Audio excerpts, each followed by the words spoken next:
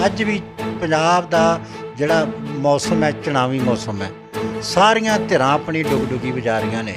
वो मुफ्त देण नूं वक्खरे वक्खरे छलावे सानूं दे रहीआं ने। जे 1000 रुपये की गल करदा, दूजा 2000 की गल करदा है। जे एक 200 यूनिट की गल करदा, दूजा 400 यूनिट की गप मारदा है।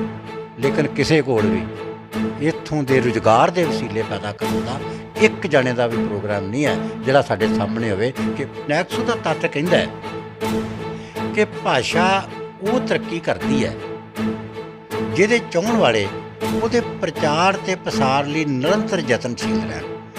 उस भाषा ਨੂੰ खतरा ਰਹਿੰਦਾ ਹੈ ਜਿਹੜੀ ਭਾਸ਼ਾ ਨੂੰ ਬੱਚੇ ਨਾ ਬੋਲਣ ਤੇ ਬੁੱਢੇ ਬੋਲਣ ਲਈ ਰਹਿ ਜਾਣ। हर स्टेज के उत्ते हर सड़क के उत्ते खलो के ये गल कहने कि सब तो पहला आप पंजाबी हैं। पंजाबी जी दुल्हियां की भाषा सी, पंजाबी जी गुरु नानक साहब की भाषा सी, पंजाबी जी बुल्ले शाह की भाषा सी, पंजाबी भाषा जिहदे अमृता प्रीतम ने कभी वारे शाह नूं आवाज़ मारी सीगी, वो जिहड़ी है जोगियां की नातां की भाषा नूं आपां अज भी प्यार करते हैं। तो मैनूं माण है कि तुहाडे वर्गे लोग उस भाषा च एक संवाद रचा के लोगों नूं नाल जोड़ के भाषा की वड्डी सेवा कर रहे हैं।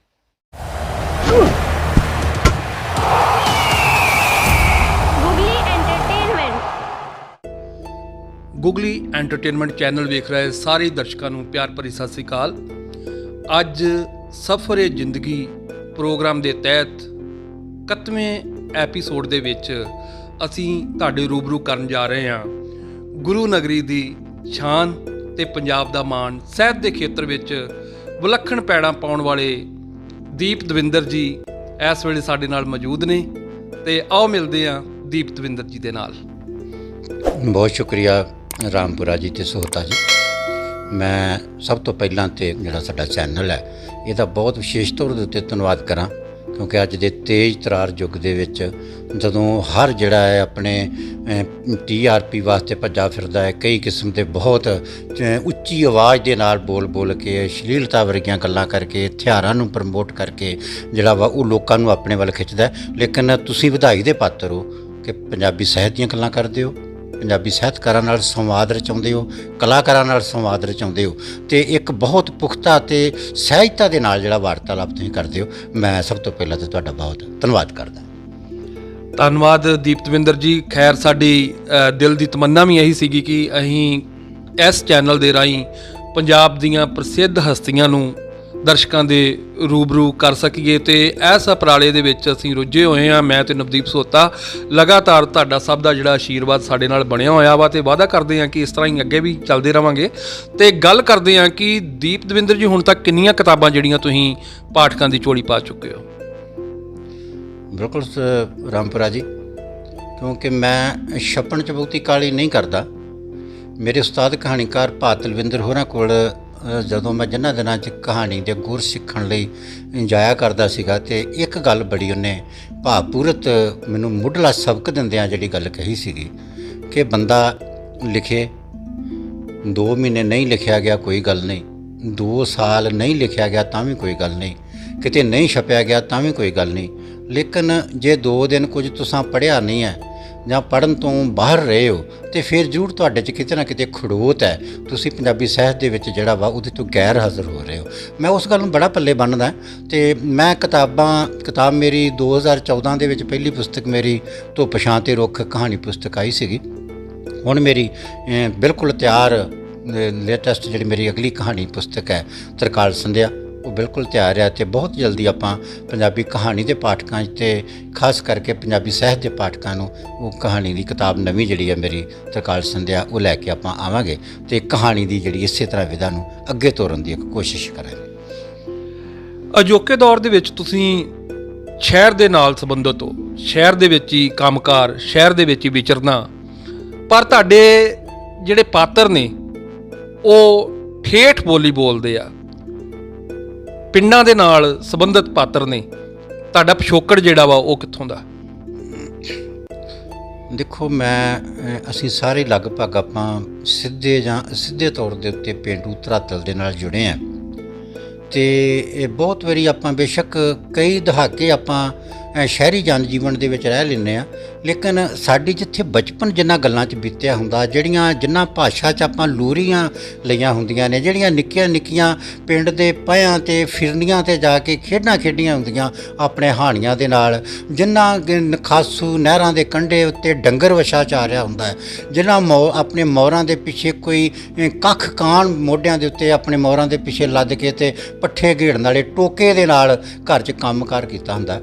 ਉਹ ਗੱਲਾਂ ਸਾਡੇ ਜਿਹਨ 'ਚੋਂ ਕਦੇ ਵੀ ਮਨਫੀ ਨਹੀਂ ਹੁੰਦੀਆਂ। ਮੇਰਾ ਪਿੰਡ ਵੀ ਅੰਮ੍ਰਿਤਸਰ ਜ਼ਿਲ੍ਹੇ ਦੀ ਬੁੱਕਲ 'ਚ ਵਸਿਆ ਪਿੰਡ, ਅੰਮ੍ਰਿਤਸਰ ਤੋਂ ਬਟਾਲੇ ਨੂੰ ਜਾਈਏ ਤੇ ਜੈਂਤੀਪੁਰ ਦੇ ਲਾਗੇ ਪਿੰਡ ਕੋਟਲੀ ਢੋਲੇ ਸ਼ਾਹ ਹੈ, ਛੋਟਾ ਜਿਹਾ ਪਿੰਡ, ਉੱਥੋਂ ਦਾ ਮੈਂ ਜੰਮਪਲ ਹੈ।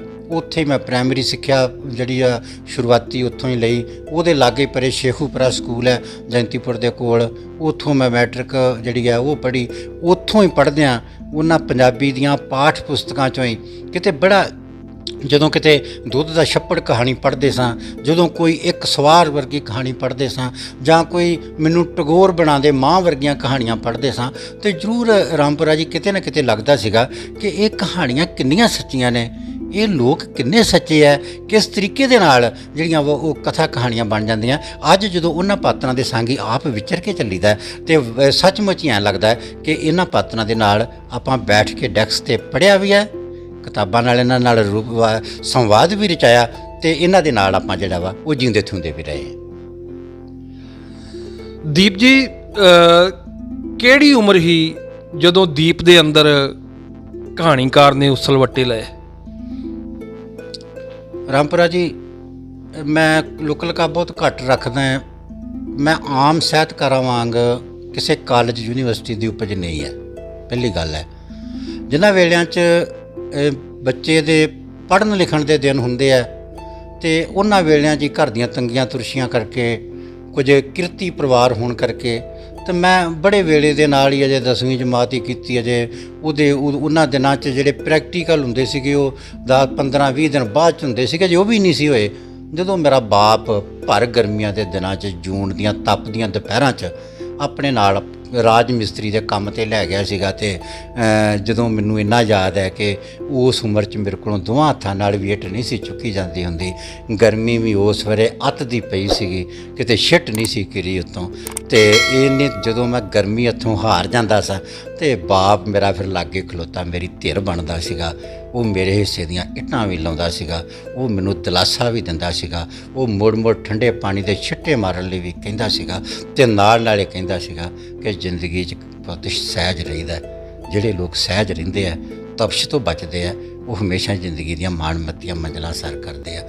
ਮੈਨੂੰ ਐਂ ਲੱਗਦਾ ਰਾਮਪੁਰਾ ਜੀ, ਉਹ ਜਿਹੜੇ ਮੁੱਢਲੇ ਦਿਨ ਸੀਗੇ ਉਹ ਕਿਤੇ ਨਾ ਕਿਤੇ ਮੈਨੂੰ ਉਸ ਬੱਚੇ ਵਾਂਗ, ਉਸ ਕਹਾਣੀ ਦੇ ਪਾਤਰ ਵਾਂਗ, ਕਿ ਬਹੁਤ ਬਰੀਕ ਤੰਦਾਂ ਦਿਮਾਗ ਦੀਆਂ ਕਿਸੇ ਨਸ ਦੇ ਵਿੱਚ ਬੈਠ ਗਈਆਂ ਲੱਗਦੀਆਂ ਸੀਗੀਆਂ, ਕਿ ਬੱਚਾ ਘਰ ਦੀਆਂ ਤੰਗੀਆਂ ਤੁਰਸ਼ੀਆਂ ਤੇ ਪਰਿਵਾਰਕ ਝਮੇਲਿਆਂ ਨੂੰ ਦੇਖ ਕੇ ਜ਼ਰੂਰ ਬਾਲਪਣ ਦੇ ਵਿੱਚ ਇਹ ਸੋਚਦਾ ਹੈ ਕਿ ਇਹਦਾ ਹੱਲ ਕਿੱਦਾਂ ਹੋਊਗਾ। ਆਪਾਂ ਜਦੋਂ ਲਾਗੇ ਚਾਗੇ ਦੇ ਲੋਕ ਜਿਹੜੇ ਆ ਉਹ ਜਿਸ ਕਿਸਮ ਦੀ ਜੀਵਨ ਜਿਉਂਦੇ ਆ, ਉਸ ਤਰ੍ਹਾਂ ਕਿਵੇਂ ਬਣੂਗਾ। ਰਾਮਪੁਰਾ ਜੀ, ਮੈਂ ਬਿਲਕੁਲ ਲੋਕਲਕਾਰ ਰੱਖਣ ਤੋਂ ਬਗੈਰ ਗੱਲ ਕਰਦਾ ਕਿ ਬਹੁਤ ਵਾਰੀ ਜਦੋਂ ਦਿਹਾੜੀ 'ਤੇ ਜਾਂਦਿਆਂ ਕਦੀ ਕਿਸੇ ਸਕੂਲ ਕਾਲਜ ਦੇ ਅੱਗੋਂ ਦੀ ਲੰਘੀਦਾ ਸੀਗਾ, ਤੇ ਆਪਣੀ ਸਾਈਕਲ ਦੀ ਕਾਠੀ ਤੋਂ ਵੀ 2 ਚੱਪੇ ਉੱਚੇ ਹੋ ਕੇ ਸਕੂਲ ਦੀ ਕੰਧ ਅੰਦਰ ਝਾਕ ਕੇ ਦੇਖਣਾ ਕਿ ਉਹ ਗਰਾਊਂਡ 'ਚ ਬੈਠੇ ਬੱਚੇ ਕਿਸੇ ਚੰਗੇ ਮਾਂ-ਬਾਪ ਦੇ, ਕਿਸੇ ਹੋਰ ਦੁਨੀਆ ਦੇ ਲੋਕ ਬੱਚੇ ਲੱਗਦੇ ਆ, ਜਿਨ੍ਹਾਂ ਨੂੰ ਇਹ ਅਵਸਰ ਮਿਲਿਆ ਕਿ ਉਹ ਪੜ੍ਹਨ ਲਿਖਣ ਦੇ ਦਿਨਾਂ 'ਚ ਜਿਹੜੇ ਪੜ੍ਹ ਲਿਖ ਰਹੇ ਆ। ਲੇਕਿਨ ਮੈਨੂੰ ਮਾਣ ਹੈ ਕਿ ਪੰਜਾਬੀ ਆਪਣੀ ਮਾਤ ਭਾਸ਼ਾ ਦੇ ਇਹਨਾਂ ਚੰਦ ਸ਼ਬਦਾਂ ਕਰਕੇ ਅੱਜ ਉਹਨਾਂ ਹੀ ਕਾਲਜਾਂ ਦੇ ਵਿੱਚ ਜਾ ਕੇ ਜਦੋਂ ਵਿਦਿਆਰਥੀਆਂ ਦੇ ਸੰਗ ਪੰਜਾਬੀ ਕਹਾਣੀ ਦੀ ਗੱਲ ਕਰਦੇ ਆ, ਪੰਜਾਬੀ ਭਾਸ਼ਾ ਦੀ ਗੱਲ ਕਰਦੇ ਆ, ਸੱਭਿਆਚਾਰ ਦੀ ਗੱਲ ਕਰਦੇ ਆ, ਤੇ ਮੈਨੂੰ ਉਸ ਕਿਸਮ ਦੀ ਜਿਹੜੀ ਪੜ੍ਹਾਈ ਕਿਤਾਬਾਂ ਨੇ ਦਿੱਤੀ, ਸਾਹਿਤਕ ਦੋਸਤਾਂ ਨੇ ਦਿੱਤੀ, ਉਹਨਾਂ ਗੱਲਾਂ ਬਾਤਾਂ ਨੇ ਤੇ ਸੰਵਾਦ ਨੇ ਦਿੱਤੀ, ਮੈਂ ਸਮਝਦਾ ਕਿ ਇਹੋ ਜਿਹੀ ਅਮੀਰੀ ਜਿਹੜੀ ਹੈ ਉਹ ਹਰ ਕਿਸੇ ਕੋਲ ਹੋਣੀ ਚਾਹੀਦੀ। ਦੀਪ ਜੀ, ਜਿੰਨੀਆਂ ਵੀ ਤੁਸੀਂ ਕਹਾਣੀਆਂ ਹੁਣ ਤੱਕ ਲਿਖੀਆਂ, ਸਭ ਦਰਸ਼ਕਾਂ ਨੇ ਪ੍ਰਵਾਨ ਕੀਤੀਆਂ, ਬੜੀ ਮੁਹੱਬਤ ਕਰਦੇ ਆ ਤੁਹਾਨੂੰ, ਬਹੁਤ ਪਿਆਰ ਨਾਲ ਤੁਹਾਨੂੰ ਨਵਾਜਦੇ ਆ। ਹਮੇਸ਼ਾ ਹੀ ਤੁਹਾਡੀਆਂ ਕਹਾਣੀਆਂ ਜਿਹੜੀਆਂ ਵਾ ਉਹ ਬੜੇ ਸਲੀਕੇ ਦੇ ਨਾਲ, ਬੜੇ ਅਦਬ ਨਾਲ ਪੜ੍ਹੀਆਂ ਜਾਂਦੀਆਂ ਵਾ। ਤੇ ਕਦੀ ਕਦੀ ਤੁਸੀਂ ਲਿਖਦਿਆਂ ਕਿਸੇ ਕਹਾਣੀ ਦੇ ਵਿੱਚ ਦੀਪ ਦਵਿੰਦਰ ਨੂੰ ਵੀ ਚਿਤਰਿਆ? ਵੇਖੋ ਜੀ, ਬਾਬੇ ਨਜ਼ਮੀ ਹੋਰਾਂ ਦੀ ਗਜ਼ਲ ਦਾ ਇੱਕ ਸ਼ੇਰ ਹੈ ਕਿ ਮੰਜ਼ਿਲ ਦੇ ਮੱਥੇ ਦੇ ਉੱਤੇ ਹੈ ਤਖਤੀ ਲੱਗਦੀ ਉਹਨਾਂ ਦੀ, ਮੰਜ਼ਿਲ ਦੇ ਮੱਥੇ ਦੇ ਉੱਤੇ ਹੈ ਤਖਤੀ ਲੱਗਦੀ ਉਹਨਾਂ ਦੀ, ਘਰੋਂ ਬਣਾ ਕੇ ਤੁਰਦੇ ਜਿਹੜੇ ਨਕਸ਼ਾ ਆਪਣੇ ਸਫ਼ਰਾਂ ਦਾ। ਬਿਲਕੁਲ ਕਹਾਣੀ ਦੀ ਵਿਧਾ 'ਚ ਰਾਮਪੁਰਾ ਜੀ ਜਦੋਂ ਆਪਾਂ ਗੱਲ ਕਰਦੇ ਹਾਂ, ਕਿਉਂਕਿ ਮੈਂ ਪੰਜਾਬੀ ਗਲਪ ਦਾ ਬੜਾ ਸਿਖਾਂਦਰੂ ਜਿਹਾ ਵਿਦਿਆਰਥੀ ਹਾਂ, ਕਹਾਣੀ ਦੇ ਬੜੇ ਨਾਮਵਰ ਨਾਮ ਨੇ ਜਿਨ੍ਹਾਂ ਨੇ ਪੰਜਾਬੀ ਕਹਾਣੀ 'ਚ ਬੜਾ ਮੁੱਲਵਾਨ ਕੰਮ ਕੀਤਾ। ਕਹਾਣੀ ਜਦੋਂ ਪਾਤਰਾਂ ਦੇ ਜ਼ੁਬਾਨ 'ਚੋਂ ਨਿਕਲਦੀ ਹੈ, ਪਾਤਰ ਜਦੋਂ ਸਾਰੀ ਕਹਾਣੀ ਨੂੰ ਬਿਆਨ ਕਰ ਰਹੇ ਹੁੰਦੇ ਆ, ਲੇਖਕ ਹਮੇਸ਼ਾ ਹੀ ਉਹਦੇ 'ਚੋਂ ਗਾਇਬ ਹੁੰਦਾ ਹੈ। ਅਗਰ ਇਹ ਬਹੁਤ ਵਾਰੀ ਜੇ ਇਹ ਕਹਿ ਲਿਆ ਜਾਵੇ, ਕਈ ਵਾਰੀ ਮੈਂ ਜਦੋਂ ਕਦੀ ਸਾਹਿਤਕ ਸੰਵਾਦ ਚੱਲ ਰਹੇ ਹੁੰਦੇ ਆ ਕਹਾਣੀ ਦੇ ਉੱਤੇ, ਤੇ ਕਈ ਮਿੱਤਰ ਕਹਿ ਦੇਣਗੇ ਕਿ ਇਹ ਕਹਾਣੀ, ਇਹ ਗੱਲ ਜਿਹੜੀ ਹੈ ਘਟਨਾ ਮੈਂ ਆਪ ਵੇਖੀ ਹੈ ਜਾਂ ਮੇਰੇ ਨਾਲ ਹੋਈ ਹੈ ਜਾਂ ਸਾਡੇ ਗੁਆਂਢ 'ਚ ਹੋਈ ਹੈ। ਪਹਿਲੀ ਗੱਲ ਤੇ ਇਹ ਮੰਨ ਲਈਏ ਕਹਾਣੀ ਦੇ ਖੇਤਰ 'ਚ ਕਿ ਜੇ ਗੱਲ ਸੱਚੀ ਹੈ ਤੇ ਤੁਸੀਂ ਸੱਚੀ ਗੱਲ ਦੇ ਉੱਤੇ ਕਹਾਣੀ ਲਿਖ ਰਹੇ ਹੋ, ਸੱਚੀ ਘਟਨਾ ਹੋ ਸਕਦੀ ਹੈ ਤੇ ਉਹ ਘਟਨਾ ਖਬਰ ਜ਼ਰੂਰ ਹੋ ਸਕਦੀ ਹੈ, ਉਹ ਕਹਾਣੀ ਨਹੀਂ ਹੋ ਸਕਦੀ। ਕਹਾਣੀ ਸੱਚੀ ਨਹੀਂ ਹੁੰਦੀ, ਪਰ ਕਹਾਣੀ 'ਚ ਸੱਚਾਈ ਬਹੁਤ ਹੁੰਦੀ ਹੈ। ਆਪਾਂ ਪ੍ਰਾਇਮਰੀ ਤੋਂ ਲੈ ਕੇ ਹੁਣ ਤੀਕਰ ਕਿਸੇ ਨਾ ਕਿਸੇ ਰੂਪ ਦੇ ਵਿੱਚ ਪਿਆਸਾ ਕਾਂ ਕਹਾਣੀ ਪੜ੍ਹਦੇ ਰਹੇ ਹਾਂ। ਉਹ ਪੰਜਾਬੀ 'ਚ ਵੀ ਪੜ੍ਹੀ ਹੈ, ਉਹ ਹਿੰਦੀ 'ਚ ਵੀ ਪੜ੍ਹੀ ਆ, ਉਹ ਅੰਗਰੇਜ਼ੀ 'ਚ ਵੀ ਪੜ੍ਹਦੇ ਰਹੇ ਹਾਂ। ਪਿਆਸਾ ਕਾਂ ਕੋਈ ਸੱਚੀ ਕਹਾਣੀ ਨਹੀਂ ਹੈ, ਲੇਕਿਨ ਸੱਚਾਈ ਉਹਦੇ 'ਚ ਇੰਨੀ ਜ਼ਿਆਦਾ ਹੈ ਕਿ ਉਹ ਸੱਚੀਆਂ ਗੱਲਾਂ ਨੂੰ ਵੀ ਝੂਠਿਆਂ ਕਰਦੀ ਹੈ।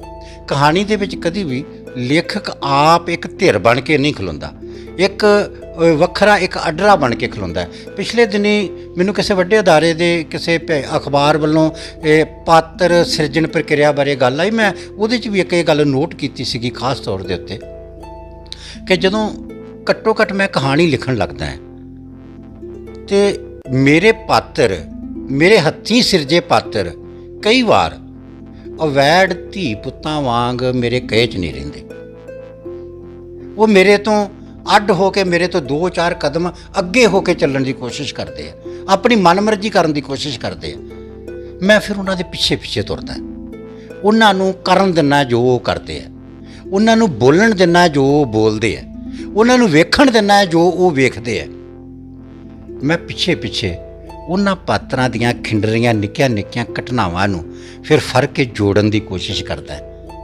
ਜਿਵੇਂ ਪੰਛੀ ਜਿਹੜੇ ਨੇ ਉਹ ਤੀਲਾ ਤੀਲਾ ਜੋੜ ਕੇ ਆਲ੍ਹਣਾ ਬਣਾ ਛੱਡਦੇ ਨੇ, ਅਤੇ ਮੇਰੀ ਕੋਸ਼ਿਸ਼ ਹੁੰਦੀ ਹੈ ਕਿ ਮੇਰੇ ਆਪਣੇ ਹੱਥੀਂ ਸਿਰਜੇ ਜਿਹੜੇ ਪਾਤਰ ਹੈ ਉਹ ਜੋ ਨਿੱਕੀਆਂ ਨਿੱਕੀਆਂ ਗੱਲਾਂ ਕਰਕੇ ਅੱਗੇ ਤੁਰੇ ਜਾ ਰਹੇ ਆ, ਉਹ ਜਿਸ ਤਰ੍ਹਾਂ ਕਰਦੇ ਆ ਉਹਨਾਂ ਨੂੰ ਮੈਂ ਜੋੜਾਂ, ਉਹਨਾਂ ਨੂੰ ਇੱਕ ਕਹਾਣੀ ਬਣਾਵਾਂ। ਅਤੇ ਕਹਾਣੀ ਜਿਹੜੀ ਹੈ ਜਦੋਂ ਸੰਪੂਰਨ ਹੋ ਜਾਵੇ ਤਾਂ ਉਹ ਪਾਤਰ ਜਿਹੜੇ ਆ ਫਿਰ ਮੇਰੇ ਕੋਲ ਆਉਂਦੇ ਆ, ਸਾਊ ਪੁੱਤਰਾਂ ਵਾਂਗ ਮੇਰੇ ਲਾਗੇ ਬਹਿੰਦੇ ਆ ਅਤੇ ਫਿਰ ਖੁਸ਼ ਹੁੰਦੇ ਆ। ਚਾਹੇ ਉਹ ਵੇਲਾ ਕਵੇਲਾ ਕਹਾਣੀ ਵਾਲਾ ਪਾਤਰ ਹੋਵੇ, ਚਾਹੇ ਉਹ ਰੁੱਤ ਫਿਰੀ ਵਣ ਕੰਬਿਆ ਕਹਾਣੀ ਵਾਲਾ ਬੀਬੀ ਦਾ ਪਾਤਰ ਹੋਵੇ, ਚਾਹੇ ਫਿਰ ਗੰਢਾਂ ਵਾਲਾ ਜਿਹੜਾ ਵਾ ਉਹ ਨਾਇਬ ਤਹਿਸੀਲਦਾਰ ਜਿਹੜਾ ਉਹਦਾ ਪਾਤਰ ਹੋਵੇ। ਫਿਰ ਮੈਨੂੰ ਐਂ ਲੱਗਦਾ ਕਿ ਉਹ ਖੁਸ਼ ਹੋ ਕੇ ਮੇਰੇ ਲਾਗੇ ਬੈਠਦੇ ਆ ਅਤੇ ਫਿਰ ਆਪਾਂ ਅਕਸਰ ਸੰਵਾਦ ਕਹਾਣੀ ਦੇ ਉੱਤੇ ਕਰਦੇ ਰਹਿੰਦੇ ਹਾਂ। ਜੀ ਰਾਮਪੁਰਾ ਜੀ। ਦੀਪ ਜੀ, ਗੱਲ ਪਾਤਰਾਂ ਦੀ ਚੱਲੀ ਹੈ ਤੇ ਮੇਰੇ ਮਨ ਦੇ ਵਿੱਚ ਹੋਰ ਇੱਕ ਚੀਜ਼ ਆ ਰਹੀ ਆ ਕਿ ਕਿਹੜੇ ਪਾਤਰ ਨੂੰ ਦੀਪ ਦਵਿੰਦਰ ਨੇ ਕੁੱਛੜ ਚੁੱਕਿਆ ਤੇ ਕਿਹੜਾ ਪਾਤਰ ਜਿਹੜਾ ਵਾ ਹੁਣ ਤੱਕ ਛਾਲ ਮਾਰ ਕੇ ਕੰਧਾੜੇ ਵੀ ਚੜਿਆ ਰਿਹਾ। ਇਹ ਕੋਈ ਕਹਾਣੀ ਦੇ ਵਿੱਚ ਤੁਹਾਡੇ ਪਾਤਰ ਹੋਣਗੇ ਜਿਨ੍ਹਾਂ ਨੇ ਬਹੁਤ ਜ਼ਿਆਦਾ ਪਿਆਰ ਵੀ ਲਿਆ ਤੇ ਜਿਨ੍ਹਾਂ ਨੇ ਹੂਟੇ ਵੀ ਲਏ।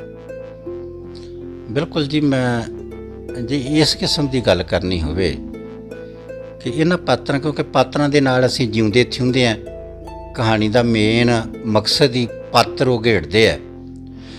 ਰਾਮਪੁਰਾ ਜੀ, ਜਿਨ੍ਹਾਂ ਦਿਨਾਂ 'ਚ ਮੈਂ ਆਪਣੀ ਕਹਾਣੀ ਰੁੱਤ ਫਿਰੀ ਵਣ ਕੰਬਿਆ ਦੀ ਸਿਰਜਣ ਪ੍ਰਕਿਰਿਆ ਦੇ ਆਖਰ ਵਿੱਚ ਸਾਂ, ਅਤੇ ਦੋ ਗੱਲਾਂ ਬੜੀਆਂ ਮੁੱਖ ਤੌਰ ਦੇ ਉੱਤੇ ਮੇਰੇ ਸਾਹਮਣੇ ਸੀਗੀਆਂ। ਇੱਕ ਸੀਗਾ ਕਿ ਜਿੱਥੇ ਕਹਾਣੀ ਦਾ ਸਟਾਰਟ ਸੀਨ ਹੈ ਕਿ ਮਾਂ ਨੂੰ ਅਧਰੰਗ ਦਾ ਦੌਰਾ ਪਿਆ, ਬੈੱਡ 'ਤੇ ਢੋਲ ਆ ਕੇ ਬੈਠੀ ਹੈ, ਅਤੇ ਉਹਦਾ ਇੱਕ ਸੀਨ ਹੈ ਕਿ ਉਹ ਕਿਸ ਤਰ੍ਹਾਂ ਉਹਦੇ ਵਾਲ ਖਿੰਡਰੇ ਪੁੰਡਰੇ ਆ, ਹਵਾ 'ਚ ਉੱਡ ਰਹੇ ਆ, ਕਿਵੇਂ ਉਹ ਕਮਜ਼ੋਰ ਜਿਹੇ ਹੱਥ ਦੇ ਨਾਲ ਆਪਣੇ ਵਾਲਾਂ ਨੂੰ ਕੰਘੀ ਜਿਹੀ ਕਰਨ ਦੀ ਕੋਸ਼ਿਸ਼ ਕਰ ਰਹੀ ਹੈ।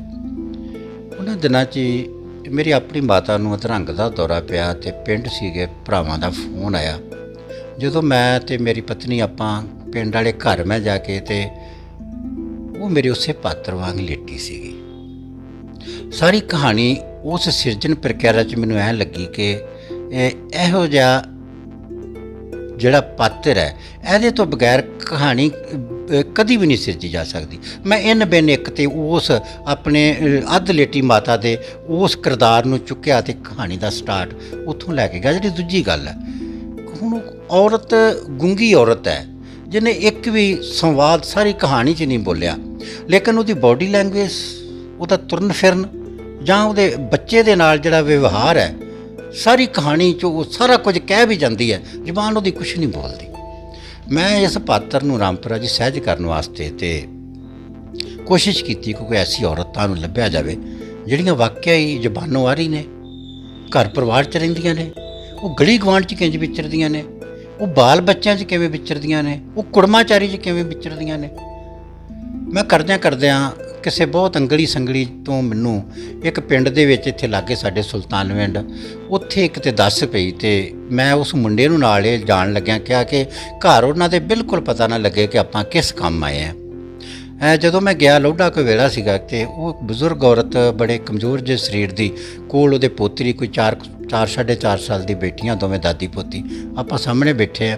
ਬੜਾ ਆਮ ਜਿਹਾ ਪਰਿਵਾਰ ਹੈ ਤੇ ਨਿੱਕਾ ਮੋਟਾ ਘਰ 'ਚ ਕੰਮਕਾਰ ਕਰ ਰਹੇ। ਗੱਲਾਂ ਕਰਦਾ ਮੈਂ ਅਚਨਚੇਤ ਉਹ ਮੁੰਡੇ ਨੂੰ ਪੁੱਛਿਆ ਕਿ ਕਾਕਾ, ਜਦੋਂ ਤੁਹਾਡੀ ਮੰਮੀ ਕੋਈ ਗੱਲਬਾਤ ਕਰਦੀ ਹੈ ਤੁਹਾਨੂੰ ਸਮਝ ਲੱਗ ਜਾਂਦੀ ਹੈ ਇਹਦੀ ਗੱਲ ਦੀ?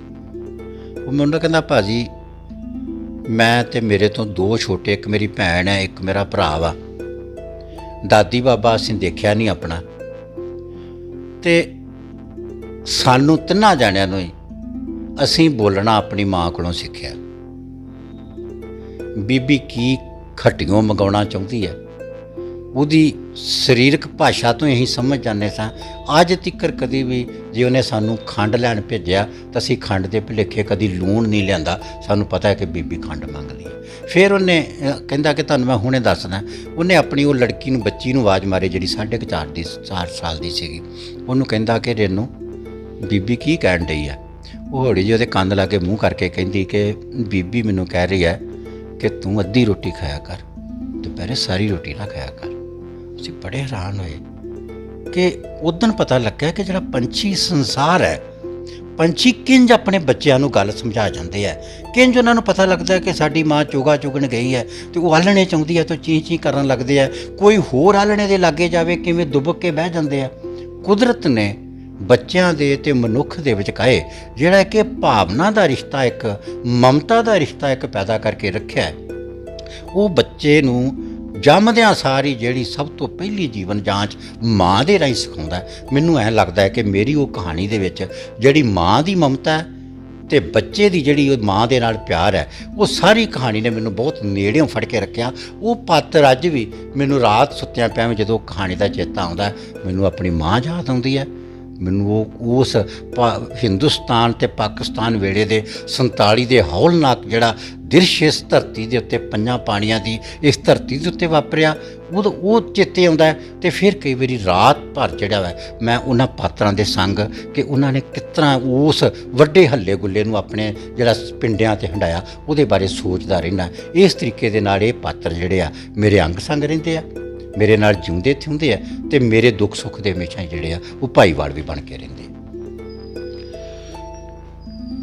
ਕਹਾਣੀਕਾਰ ਤੋਂ ਇਲਾਵਾ ਸੰਸਕਾਰਾਂ ਦੀ ਜੇ ਗੱਲ ਕਰੀਏ ਤੇ ਉਹ ਦੀਪ ਦਵਿੰਦਰ ਹੋਣਾ ਦੇ ਅੰਦਰ ਸਹਿਜੇ ਵੇਖਣ ਨੂੰ ਮਿਲਦੇ ਆ।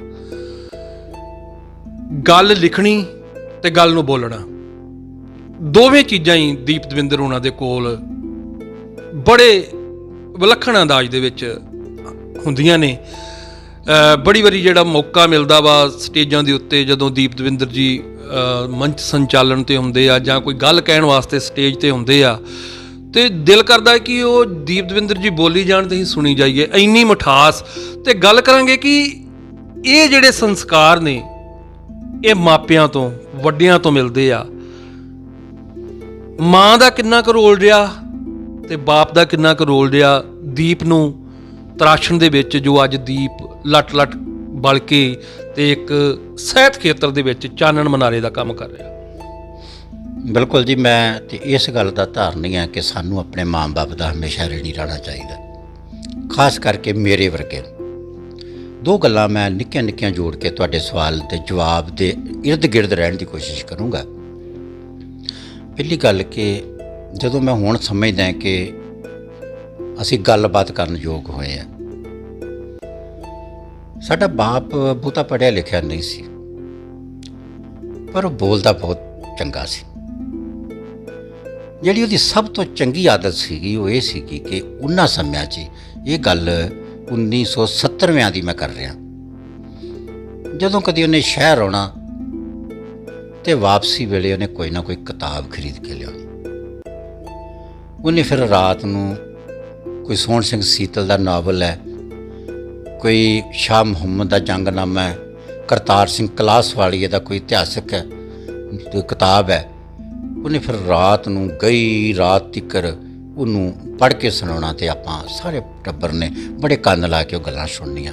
ਸਵੇਰੇ ਫਿਰ ਮੈਂ ਉਹਦੀ ਲਿਆਂਦੀ ਕਿਤਾਬ ਨੂੰ, ਜਿਹੜੀ ਸਾਡੇ ਸੋਫੇ ਅੰਦਰਲੀ ਅੰਗੀਠੀ ਸੀਗੀ, ਉਹਦੇ ਵਿਸ਼ੇ ਉਹਦੇ ਉੱਤੇ ਅੰਗੀਠੀ ਪੋਸ਼ ਦੇ ਉੱਤੇ ਸਵਾਰ ਕੇ ਉਹਨਾਂ ਕਿਤਾਬਾਂ ਦੀ ਤਹਿ ਲਾਉਣੀ, ਉਹਨਾਂ ਨੂੰ ਹੇਠਾਂ ਉੱਤੇ ਚਿਣ ਕੇ ਰੱਖਣਾ, ਉਹਨਾਂ ਨੂੰ ਹੱਥ ਫੇਰਨਾ ਤੇ ਖੋਲ੍ਹ ਕੇ ਉਹਦੀ ਇਬਾਰਤ ਨੂੰ ਦੇਖਣਾ ਕਿ ਕਿਤਾਬਾਂ ਜਿਹੜੀਆਂ ਨੇ ਉਹ ਸਾਡੇ ਘਰ ਦਾ ਸ਼ਿੰਗਾਰ ਬਣੀਆਂ ਨੇ।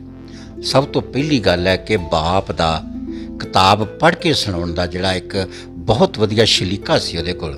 ਉਹਨੇ ਗੱਲਬਾਤ ਕਰਨ ਦਾ ਹੁਨਰ ਸਿਖਾਇਆ ਕਿ ਗੱਲ ਨੂੰ ਜਦੋਂ ਤੁਸੀਂ ਪੇਸ਼ ਕਰਦੇ ਹੋ, ਸਾਹਮਣੇ ਵਾਲਾ 1000 ਬੰਦਾ ਬੈਠਾ ਹੈ, ਸਾਹਮਣੇ 2 ਬੰਦੇ ਬੈਠੇ ਹੈ, ਤੁਹਾਡੀ ਗੱਲਬਾਤ ਉਹਨਾਂ ਤੱਕ ਕਿਹੜੀ ਭਾਸ਼ਾ 'ਚ ਤੇ ਕਿਹੜੇ ਤਰੀਕੇ ਦੇ ਵਿੱਚ ਸ਼ਬਦਾਂ ਨੂੰ ਪਹੁੰਚ ਰਹੀ ਹੈ, ਇਹ ਤੁਸੀਂ ਇੱਕ ਜੋੜ ਕੇ ਰੱਖਣਾ ਅਗਲਿਆਂ ਨੂੰ ਆਪਣੇ ਨਾਲ। ਦੂਜੀ ਗੱਲ ਜਿਹੜੀ ਮੈਂ ਮਾਂ ਦਾ ਕਦੀ ਦੇਣ ਨਹੀਂ ਦੇ ਸਕਦਾ ਰਾਮਪੁਰਾ ਜੀ, ਉਹ ਇਹ ਸੀਗਾ ਕਿ ਅਸੀਂ ਪ੍ਰਾਇਮਰੀ 'ਚ ਪੜ੍ਹਦੇ ਸਾਂ, 3 ਚੌਥੀ ਦੀ ਗੱਲ ਹੋਏਗੀ, ਤੇ ਉਹਨਾਂ ਵੇਲਿਆਂ 'ਚ ਸਾਡਾ ਮਾਮਾ ਪ੍ਰਦੇਸ਼ ਚਲਾ ਗਿਆ, ਵਿਦੇਸ਼ ਚਲਾ ਗਿਆ, ਤੇ ਕਿਤੇ ਵਰੀ ਛਮਾਈ ਉਹਦੀ ਕਿਤੇ ਉਦੋਂ ਚਿੱਠੀ ਆਉਂਦੀ ਸੀਗੀ। ਸਾਡੀ ਮਾਂ ਨੂੰ ਬੜੀ ਉਡੀਕ ਰਹਿਣੀ, ਉਹਨੇ ਸਾਨੂੰ ਨਾ ਭੇਜਣਾ ਕਿ ਜਾਓ ਡਾਕੀਏ ਕੋਲੋਂ ਪਤਾ ਕਰਕੇ ਆਓ, ਡਾਕੀਆ ਆਉਣ ਵਾਲਾ, ਕਿ ਮਾਮੇ ਦੀ ਚਿੱਠੀ ਆਈ। ਅਸੀਂ ਜਦੋਂ ਵੀ ਬਾਹਰ ਫਿਰਨੀ ਤੋਂ ਉਹਦਾ ਸਾਈਕਲ ਦੇਖਣਾ, ਉਹਦੇ ਮਗਰ ਕੇ ਸਾਡੀ ਚਿੱਠੀ ਆਈ, ਸਾਡੀ ਚਿੱਠੀ ਆਈ, ਤੇ ਕਈ ਵਾਰੀ ਨਿਰਾਸ਼ ਹੋ ਕੇ ਘਰ ਨੂੰ ਪਰਤ ਆਉਣਾ। ਫਿਰ ਜਦੋਂ ਕਦੀ ਚਿੱਠੀ ਆਈ ਹੋਣੀ ਤੇ ਮਾਂ ਦਾ ਚਾਅ ਵੇਖਣ ਵਾਲਾ ਹੋਣਾ, ਉਹਨੇ ਆਂਢਣਾ ਗੁਆਂਢਣਾ ਨੂੰ ਜਾ ਕੇ ਚਿੱਠੀ ਦੀ ਗੱਲ ਦੱਸਣੀ ਕਿ ਅੱਜ ਮੇਰੇ ਵੀਰ ਦੀ ਚਿੱਠੀ ਆਈ। ਫਿਰ ਉਹ ਚਿੱਠੀ ਦਾ ਜਵਾਬ ਦੇਣ ਵਾਸਤੇ ਮੈਨੂੰ ਜਿਹੜਾ ਉਹਨੇ ਕਹਿਣਾ ਕਿ ਤੂੰ ਚਿੱਠੀ ਲਿਖ, ਤੂੰ ਮਾਮੇ ਨੂੰ ਇਹ ਗੱਲ ਲਿਖ, ਤੂੰ ਇਹ ਵੀ ਲਿਖ, ਤੂੰ ਉਹ ਵੀ ਲਿਖ। ਰਾਮਪੁਰਾ ਜੀ, ਮੈਨੂੰ ਅੱਜ ਵੀ ਯਾਦ ਹੈ ਕਿ ਉਹਦੀਆਂ ਕਈਆਂ ਗੱਲਾਂ ਇੰਨੀਆਂ ਜ਼ਿਆਦਾ ਹੋ ਜਾਣੀਆਂ ਕਿ ਚਿੱਠੀ ਮੁੱਕ ਜਾਣੀ, ਉਹਦੀਆਂ ਗੱਲਾਂ ਨਾ ਮੁੱਕਣੀਆਂ। ਹਰ ਵਾਰੀ ਚਿੱਠੀ ਖਤਮ ਹੋ ਜਾਣੀ, ਉਹਦੀਆਂ ਗੱਲਾਂ ਹੋਰ ਢੇਰ ਗੱਲਾਂ ਹੋਣੀਆਂ। ਉਹ ਗੱਲਾਂ ਪਤਾ ਨਹੀਂ ਦਿਮਾਗ ਦੇ ਕਿਹੜੇ ਖੂੰਜਿਆਂ 'ਚ ਬੈਠੀਆਂ ਕਿ ਅੱਜ ਜਦੋਂ ਮੈਂ ਕਹਾਣੀ ਲਿਖਣ ਬੈਠਦਾ ਤੇ ਉਹਨਾਂ ਖੂੰਜਿਆਂ 'ਚ ਮੈਨੂੰ ਉਸ ਵੇਲੇ ਦੀਆਂ ਗੱਲਾਂ ਸਾਹਮਣੇ ਨਿਕਲਦੀਆਂ ਨੇ ਕਿ ਜਿਹੜੀਆਂ ਮਾਂ ਦੀਆਂ ਅਣਕਹੀਆਂ ਗੱਲਾਂ ਖੱਤ 'ਚ ਲਿਖਣੋਂ ਰਹਿ ਗਈਆਂ, ਉਹ ਮੇਰੇ ਦਿਮਾਗ ਦੀਆਂ ਨਸਾਂ 'ਚ ਕਿੰਝ ਫਸੀਆਂ ਨੇ ਕਿ ਅੱਜ ਵੀ ਜਦੋਂ ਮੈਂ ਕੋਈ ਵੀ ਗੱਲ ਲਿਖਦਾ ਹਾਂ ਤੇ ਉਹ ਬਦੋ ਬਦੀ ਮੈਂ ਨਾ ਚਾਹੁੰਦਿਆਂ ਹੋਇਆਂ ਵੀ ਉਹ ਭਾਵੁਕ ਹੁੰਦੀ ਹੈ, ਉਹ ਸ਼ਬਦਾਂ ਦੀ ਅਧੇੜ ਬੁਣ ਬਣਦੀ ਹੈ, ਉਹ ਰਿਸ਼ਤਿਆਂ ਦੀ ਕਸੀਦਾਕਾਰੀ ਕਰਦੀ ਹੈ, ਤੇ ਉਹ ਗੱਲ ਇਹ ਬੜੀ ਸਿੱਧੇ ਰੂਪ ਦੇ ਵਿੱਚ ਸਾਹਮਣੇ ਆ ਕੇ ਤੇ ਮੇਰੇ ਇੰਨ ਬਿੰਨ ਖਲੋ ਜਾਂਦੀ ਹੈ ਕਿ ਜਿਵੇਂ ਮਾਂ ਅੱਜ ਵੀ ਮੇਰੇ ਲਾਗੇ ਬੈਠੀ ਮੈਨੂੰ ਲਿਖਾ ਰਹੀ ਹੋਵੇ ਤੇ ਕਾਗਜ਼ ਜਿਹੜਾ ਵਾ ਉਹ ਇੰਨਾ ਲੰਬਾ ਹੁੰਦਾ ਜਾ ਰਿਹਾ ਹੋਵੇ ਕਿ ਨਾ ਕਹਾਣੀ ਮੁੱਕਦੀ ਹੈ, ਨਾ ਉਹਦੇ ਪਾਤਰ ਗੱਲ ਕਾਹਨੂੰ ਟਲਦੇ ਹੈ, ਤੇ ਨਾ ਸ਼ਬਦਾਂ ਦਾ ਜਿਹੜਾ ਵਹਾਅ ਵਾ ਉਹ ਖਤਮ ਹੁੰਦਾ। ਮੈਂ ਸਮਝਦਾ ਕਿ ਭਾਵੇਂ ਬੰਦਾ ਸਟੇਜ 'ਤੇ ਖਲੋ ਕੇ ਗੱਲ ਕਰਦਾ ਹੋਵੇ, ਚਾਹੇ ਕਾਗਜ਼ ਦੀ ਹਿੱਕ ਦੀ ਉੱਤੇ ਸ਼ਬਦਾਂ ਨੂੰ ਝਰੀਟ ਰਿਹਾ ਹੋਵੇ, ਜਿਹੜਾ ਤੁਹਾਡੇ ਵੱਡਿਆਂ ਦੇ ਕੋਲੋਂ ਤੁਹਾਨੂੰ ਬਚਪਨ ਦੇ ਵਿੱਚ ਜਿਹੜਾ ਵਾ ਇਹ ਮਿਲੀ ਹੁੰਦੀ ਆ, ਵਿਰਾਸਤ ਦੇ ਵਿੱਚ ਜਿਹੜੀਆਂ ਛਾਵਾਂ ਮਿਲੀਆਂ ਹੁੰਦੀਆਂ ਨੇ, ਉਹ ਹਮੇਸ਼ਾ ਤੁਹਾਡਾ ਪ੍ਰੇਰਨਾ ਸਰੋਤ ਬਣਦੀਆਂ ਨੇ, ਉਹ ਰਸਤਾ ਰੋਸ਼ਨ ਕਰਦੀਆਂ ਨੇ। ਹਮੇਸ਼ਾ ਹੀ ਮੈਂ ਕਹਿੰਦਾ ਕਿ ਆਪਣੇ ਮਾਂ-ਬਾਪ ਦਾ ਰਿਣੀ ਰਹਿਣਾ ਚਾਹੀਦਾ, ਜਿਨ੍ਹਾਂ ਨੇ ਪਤਾ ਨਹੀਂ ਕਿਹੜੇ ਦੁੱਖ ਤਕਲੀਫਾਂ ਨਾਲ, ਕਿਹੜੀਆਂ ਧੁੱਪਾਂ ਛਾਵਾਂ ਦੇ ਵਿੱਚ ਰਹਿ ਕੇ, ਕਿਹੜੇ ਦੁੱਖ ਸੁੱਖ ਝੱਲ ਕੇ ਸਾਨੂੰ ਪਾਲਿਆ ਹੁੰਦਾ। ਬਹੁਤ ਲੋਕ ਜਦੋਂ ਇਹ ਕਹਿੰਦੇ ਆ ਕਿ ਸਾਡੇ ਲਈ ਸਾਡੇ ਪਿਓ ਨੇ ਕੁਝ ਨਹੀਂ ਕੀਤਾ, ਸਾਡੀ ਮਾਂ ਨੇ ਕੁਝ ਨਹੀਂ ਕੀਤਾ, ਮੈਂ ਇਹ ਗੱਲ ਯਾਦ ਦਿਵਾਉਣਾ ਚਾਹੁੰਦਾ ਤੁਹਾਡੇ ਇਸ ਚੈਨਲ ਦੇ ਰਾਹੀਂ। ਇਹਨੂੰ ਪ੍ਰਵਚਨ ਨਾ ਸਮਝਿਆ ਜਾਵੇ, ਇੱਕ ਸਿਰਫ ਗੱਲ ਦੇ ਜ਼ਰੀਏ ਹੈ ਕਿ ਜਦੋਂ ਆਪਾਂ ਕੁਛ ਨਹੀਂ ਕਰਨ ਯੋਗ ਹੁੰਦੇ, ਜਦੋਂ ਅਸੀਂ ਆਪਣੇ ਆਪ ਚੀਚੀ ਨਹੀਂ ਹਿਲਾ ਸਕਦੇ ਹੁੰਦੇ, ਉਦੋਂ ਮਾਂ ਹੀ ਹੁੰਦੀ ਹੈ ਜਿਹੜੀ ਸਭ ਤੋਂ ਵੱਡੀ ਧਿਰ ਬਣ ਕੇ ਸਾਡੇ ਨਾਲ ਖਲੋਂਦੀ ਹੈ, ਸਾਨੂੰ ਥੱਲਦੀ ਹੈ। ਜਦੋਂ ਸਾਨੂੰ ਜੋ ਨਾ ਸਾਂਭ ਸੰਭਾਲ ਕਰਦੀ ਤੇ ਖੌਰੇ ਪਤਾ ਨਹੀਂ ਅਸੀਂ ਵੀ ਕਿੱਥੇ ਉਹ ਰਵਿੰਦਰ ਸਹਿਰਾ ਹੋਣਾ ਦੇ ਉਹਨਾਂ ਸ਼ਬਦਾਂ ਦੇ ਵਾਂਗ ਕਿ ਅਸੀਂ ਵੀ ਸ਼ਾਇਦ ਆਪਣੇ ਹਿੱਸੇ ਦੀ ਜ਼ਿੰਦਗੀ ਕੀੜਿਆਂ ਵਾਂਗ ਰੀਂਗ ਰੀਂਗ ਕੇ ਕਰਦੇ ਬਸਰ। ਸਾਨੂੰ ਸੋਝੀ ਨਾ ਹੁੰਦੀ ਸੰਘਰਸ਼ਾਂ ਅਤੇ ਟੱਕਰਾਂ ਦੀ ਜੇ ਸਾਡੇ ਕੋਲ ਨਾ ਹੁੰਦੀ ਲੋ ਅੱਖਰਾਂ ਦੀ। ਇਹ ਲੋ ਅੱਖਰਾਂ ਦੀ ਲੋਈ ਹੈ ਜਿਹੜੀ ਤੁਹਾਨੂੰ ਵਿਰਸੇ 'ਚੋਂ ਮਿਲਦੀ ਹੈ, ਜਿਹੜੀ ਤੁਹਾਨੂੰ ਨੈਤਿਕ ਕਦਰਾਂ ਕੀਮਤਾਂ ਸਿਖਾਉਂਦੀ ਹੈ। ਉਹ ਨੈਤਿਕ ਕਦਰਾਂ ਕੀਮਤਾਂ ਜਿਹੜੀਆਂ ਨੇ ਸਮਾਜ ਦੇ ਅੰਦਰ ਸਾਨੂੰ ਸਿਰ ਉੱਚਾ ਚੁੱਕ ਕੇ ਚੱਲਣ ਫਿਰਨ ਦੇ ਵਿੱਚ ਸਹਾਈ ਹੁੰਦੀਆਂ ਨੇ। ਜੀ ਰਾਮਪੁਰਾ ਜੀ।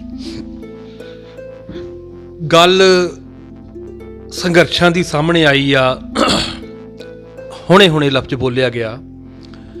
ਸਾਹਿਤ ਖੇਤਰ ਦੇ ਵਿੱਚ ਮੋਹਰੀ ਹੋ ਕੇ ਚੱਲਣ ਵਾਲਾ ਦੀਪ ਦਵਿੰਦਰ ਅਨੇਕਾਂ ਹੀ ਸਾਹਿਤ ਸਮਾਗਮ ਰਚਾਉਂਦਾ ਹੈ। ਹਰ ਸਟੇਜ ਦਾ, ਸਾਹਿਤਕ ਸਟੇਜ ਦਾ ਤਕਰੀਬਨ ਸ਼ਿੰਗਾਰ ਹੁੰਦਾ ਦੀਪ ਦਵਿੰਦਰ। ਪੰਜਾਬੀ ਮਾਂ ਬੋਲੀ ਲਈ ਹੱਦੋਂ ਵੱਧ ਮੋਹ ਉਹ ਤੇ ਝਲਕਦਾ ਹੀ ਆ। ਸੰਘਰਸ਼ਾਂ ਦੀ ਗੱਲ ਕਰਦਿਆਂ ਜੇ ਇਹ ਪੁੱਛ ਲਿਆ ਜਾਵੇ ਕਿ ਦੀਪ ਦਵਿੰਦਰ ਜੀ ਸਾਹਿਤ ਖੇਤਰ ਦੇ ਵਿੱਚ ਕਿਹੜੀਆਂ ਸਾਹਿਤਕ ਸਭਾਵਾਂ ਦੇ ਨਾਲ ਤੁਸੀਂ ਜੁੜੇ ਹੋਏ ਹੋ ਤੇ ਕਿੰਨੇ ਚਿਰ ਤੋਂ ਜੁੜੇ ਹੋ? ਬਿਲਕੁਲ ਜੀ, ਬੜਾ ਮੁੱਲਵਾਨ ਗੱਲ ਹੈਗੀ ਹੈ। ਆਪਣੀ ਚਰਚਾ 'ਚ ਹੋ ਸਕਦਾ ਵਾ ਜਿਸ ਪਾਸੇ ਨੂੰ ਸਾਡੀ ਗੱਲ ਹੋ ਰਹੀ ਸੀਗੀ ਤੇ ਇਹ ਗੱਲਾਂ ਸ਼ਾਇਦ ਕਈ ਵਾਰੀ ਬਾਈਪਾਸ ਹੀ ਕਰ ਜਾਂਦੇ ਹਾਂ ਆਪਾਂ।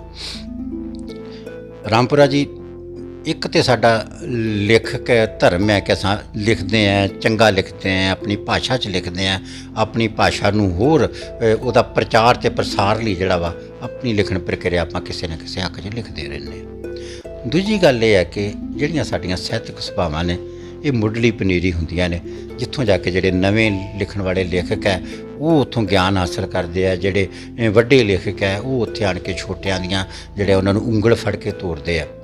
ਮੈਂ ਇਸ ਗੱਲ ਲਈ ਬੜਾ ਰਿਣੀ ਰਹਿਣਾ ਆਪਣੇ ਉਸਤਾਦ ਕਹਾਣੀਕਾਰ ਭਾਰਤ ਕੁਲਵਿੰਦਰ ਦਾ, ਜਿਹੜਾ ਬੜਾ ਕਵੀੜੇ ਸਾਡੇ ਕੋਲੋਂ ਵਿਛੜ ਗਿਆ, ਕਿ ਉਹਨੇ ਮੈਨੂੰ ਸਾਹਿਤਕ ਦੇ ਨਾਲ ਜਿਹੜੀ ਜਥੇਬੰਦਕ ਇੱਕ ਪੇਂਦ ਲਾਈ, ਇੱਕ ਲੜ ਲਾਇਆ, ਉਂਗਲ ਫੜ ਕੇ ਨਾਲ ਤੋਰ ਕੇ ਗਿਆ।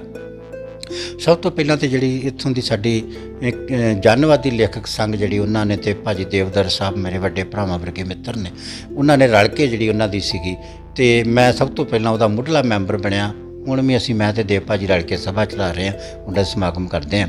ਲੇਕਿਨ ਉਹਦੇ ਤੋਂ ਵੱਡੀ ਗੱਲ ਕਿ ਜਿਹੜੀ ਪੰਜਾਬੀ ਲੇਖਕਾਂ ਦੀ ਸਰਮੌਰ ਜਥੇਬੰਦੀ ਹੈ, ਕੇਂਦਰੀ ਪੰਜਾਬੀ ਲੇਖਕ ਸਭਾ, ਜਿਹਦੇ 'ਚ ਲਗਭਗ ਸਾਰੇ ਜਿਹੜੇ ਪੰਜਾਬੀ ਦੇ ਲਿਖਣ ਵਾਲੇ ਲੇਖਕ ਨੇ ਉਹ ਉਹਦੇ ਮੈਂਬਰ ਨੇ ਤੇ ਹਰ ਜਗ੍ਹਾ ਉਹਦੀ ਜਿਹੜੀ ਸਾਹਿਤ ਸਭਾ ਜਿਹੜੀ ਹੈ ਉਹ ਸਾਰੀਆਂ ਸਭਾਵਾਂ ਉਹਨਾਂ ਦੇ ਅੰਡਰ ਚੱਲਦੀਆਂ ਨੇ। ਉਹਦਾ ਵੀ ਮੈਂ ਪਿਛਲਾ 3 ਟਰਮਾਂ ਦੇ ਉੱਤੋਂ ਕਿਸੇ ਨਾ ਕਿਸੇ ਅਹੁਦੇ ਦੇ ਉੱਤੇ ਉਹਦੀ ਸੇਵਾ ਕਰਨ ਦਾ ਮੈਨੂੰ ਮੌਕਾ ਮਿਲਿਆ ਰਹਿੰਦਾ ਅਤੇ ਇਹ ਗੱਲ ਬਹੁਤ ਮਾਣ ਵਾਲੀ ਮੈਨੂੰ ਰਹਿੰਦੀ ਹੈ ਕਿ ਲੇਖਕਾਂ ਦੇ ਉਸ ਵੱਡੇ ਗਰੁੱਪ ਦੇ ਨਾਲ, ਉਸ ਵੱਡੇ ਜਿਹੜੇ ਸਾਰੇ ਸਭਾ ਦੇ ਨਾਲ ਜੁੜ ਕੇ ਕਿ ਉੱਥੇ ਨਵਾਂ ਕੁਝ ਸਿੱਖਣ ਨੂੰ ਤਾਂ ਜ਼ਰੂਰ ਮਿਲਦਾ, ਲੇਕਿਨ ਉਹਦੇ ਤੋਂ ਬਾਅਦ ਵੀ ਜਦੋਂ ਅਸੀਂ ਆਪਣੇ ਸੱਭਿਆਚਾਰ ਦੀ ਗੱਲ ਕਰਦੇ ਹਾਂ, ਆਪਣੀ ਭਾਸ਼ਾ ਦੀ ਗੱਲ ਕਰਦੇ ਹਾਂ, ਨਿਰੰਤਰ ਜਿਹੜਾ ਕਾਰਜਸ਼ੀਲ ਰਹਿਣ ਵਰਗੀ ਗੱਲ ਹੈ ਉਹ ਸਾਨੂੰ ਇਹੋ ਜਿਹੀਆਂ ਸਭਾਵਾਂ ਸਿਖਾਉਂਦੀਆਂ। ਨਿਰੰਤਰ ਉਹ ਜਿਹੜੀਆਂ ਸਾਨੂੰ ਥੱਕਣ ਨਹੀਂ ਦਿੰਦੀਆਂ, ਜਿਹੜੀਆਂ ਸਾਨੂੰ ਅੱਕਣ ਨਹੀਂ ਦਿੰਦੀਆਂ।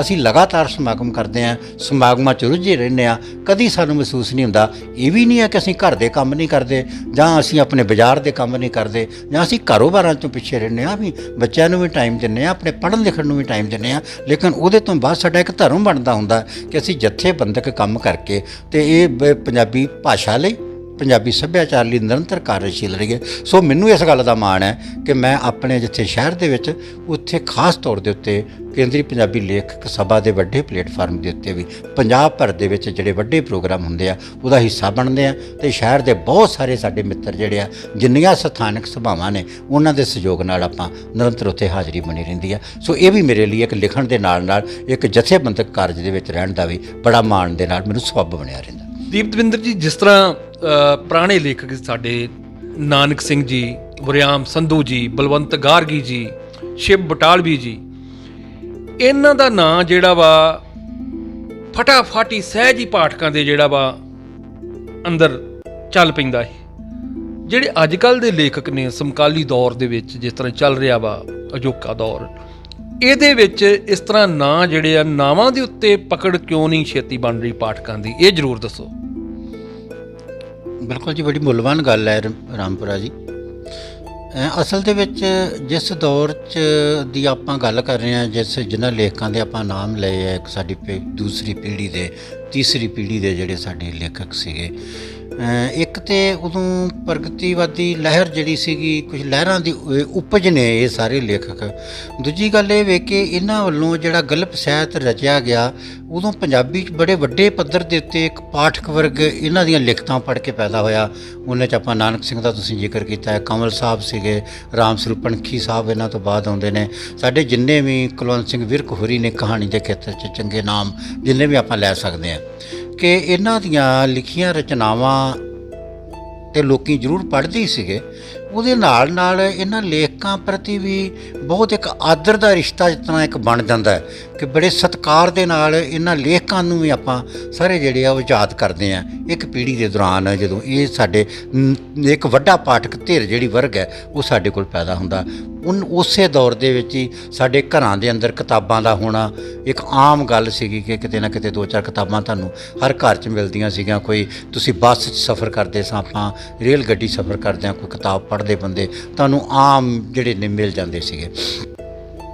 ਇਹ ਇਸ ਗੱਲ ਲਈ ਤਾਂ ਆਪਾਂ ਨਹੀਂ ਕਹਿ ਸਕਦੇ ਕਿ ਬਾਅਦ ਦੇ ਵਿੱਚ ਲੇਖਕ ਘੱਟ ਪੈਦਾ ਹੋਏ ਨੇ ਜਾਂ ਉਹਨਾਂ ਦੀਆਂ ਲੇਖਣੀਆਂ ਐਡੀਆਂ ਕਮਾਲ ਦੀਆਂ ਨਹੀਂ ਹੋਣਗੀਆਂ। ਬੜਾ ਚੰਗਾ ਲਿਖਿਆ ਗਿਆ ਬਾਅਦ 'ਚ ਵੀ, ਅਗਲੀ ਪੀੜ੍ਹੀ ਨੇ ਵੀ ਜਦੋਂ ਗਲਪ 'ਚ ਕੰਮ ਕੀਤਾ, ਪੰਜਾਬੀ ਸ਼ਾਇਰੀ 'ਚ ਕੰਮ ਕੀਤਾ, ਪੰਜਾਬੀ ਕਹਾਣੀ ਦੇ ਅੰਦਰ, ਨਾਵਲ ਦੇ ਵਿੱਚ ਜਿਸ ਵਿਧਾ 'ਚ ਵੀ ਕੰਮ ਕੀਤੇ ਨੇ।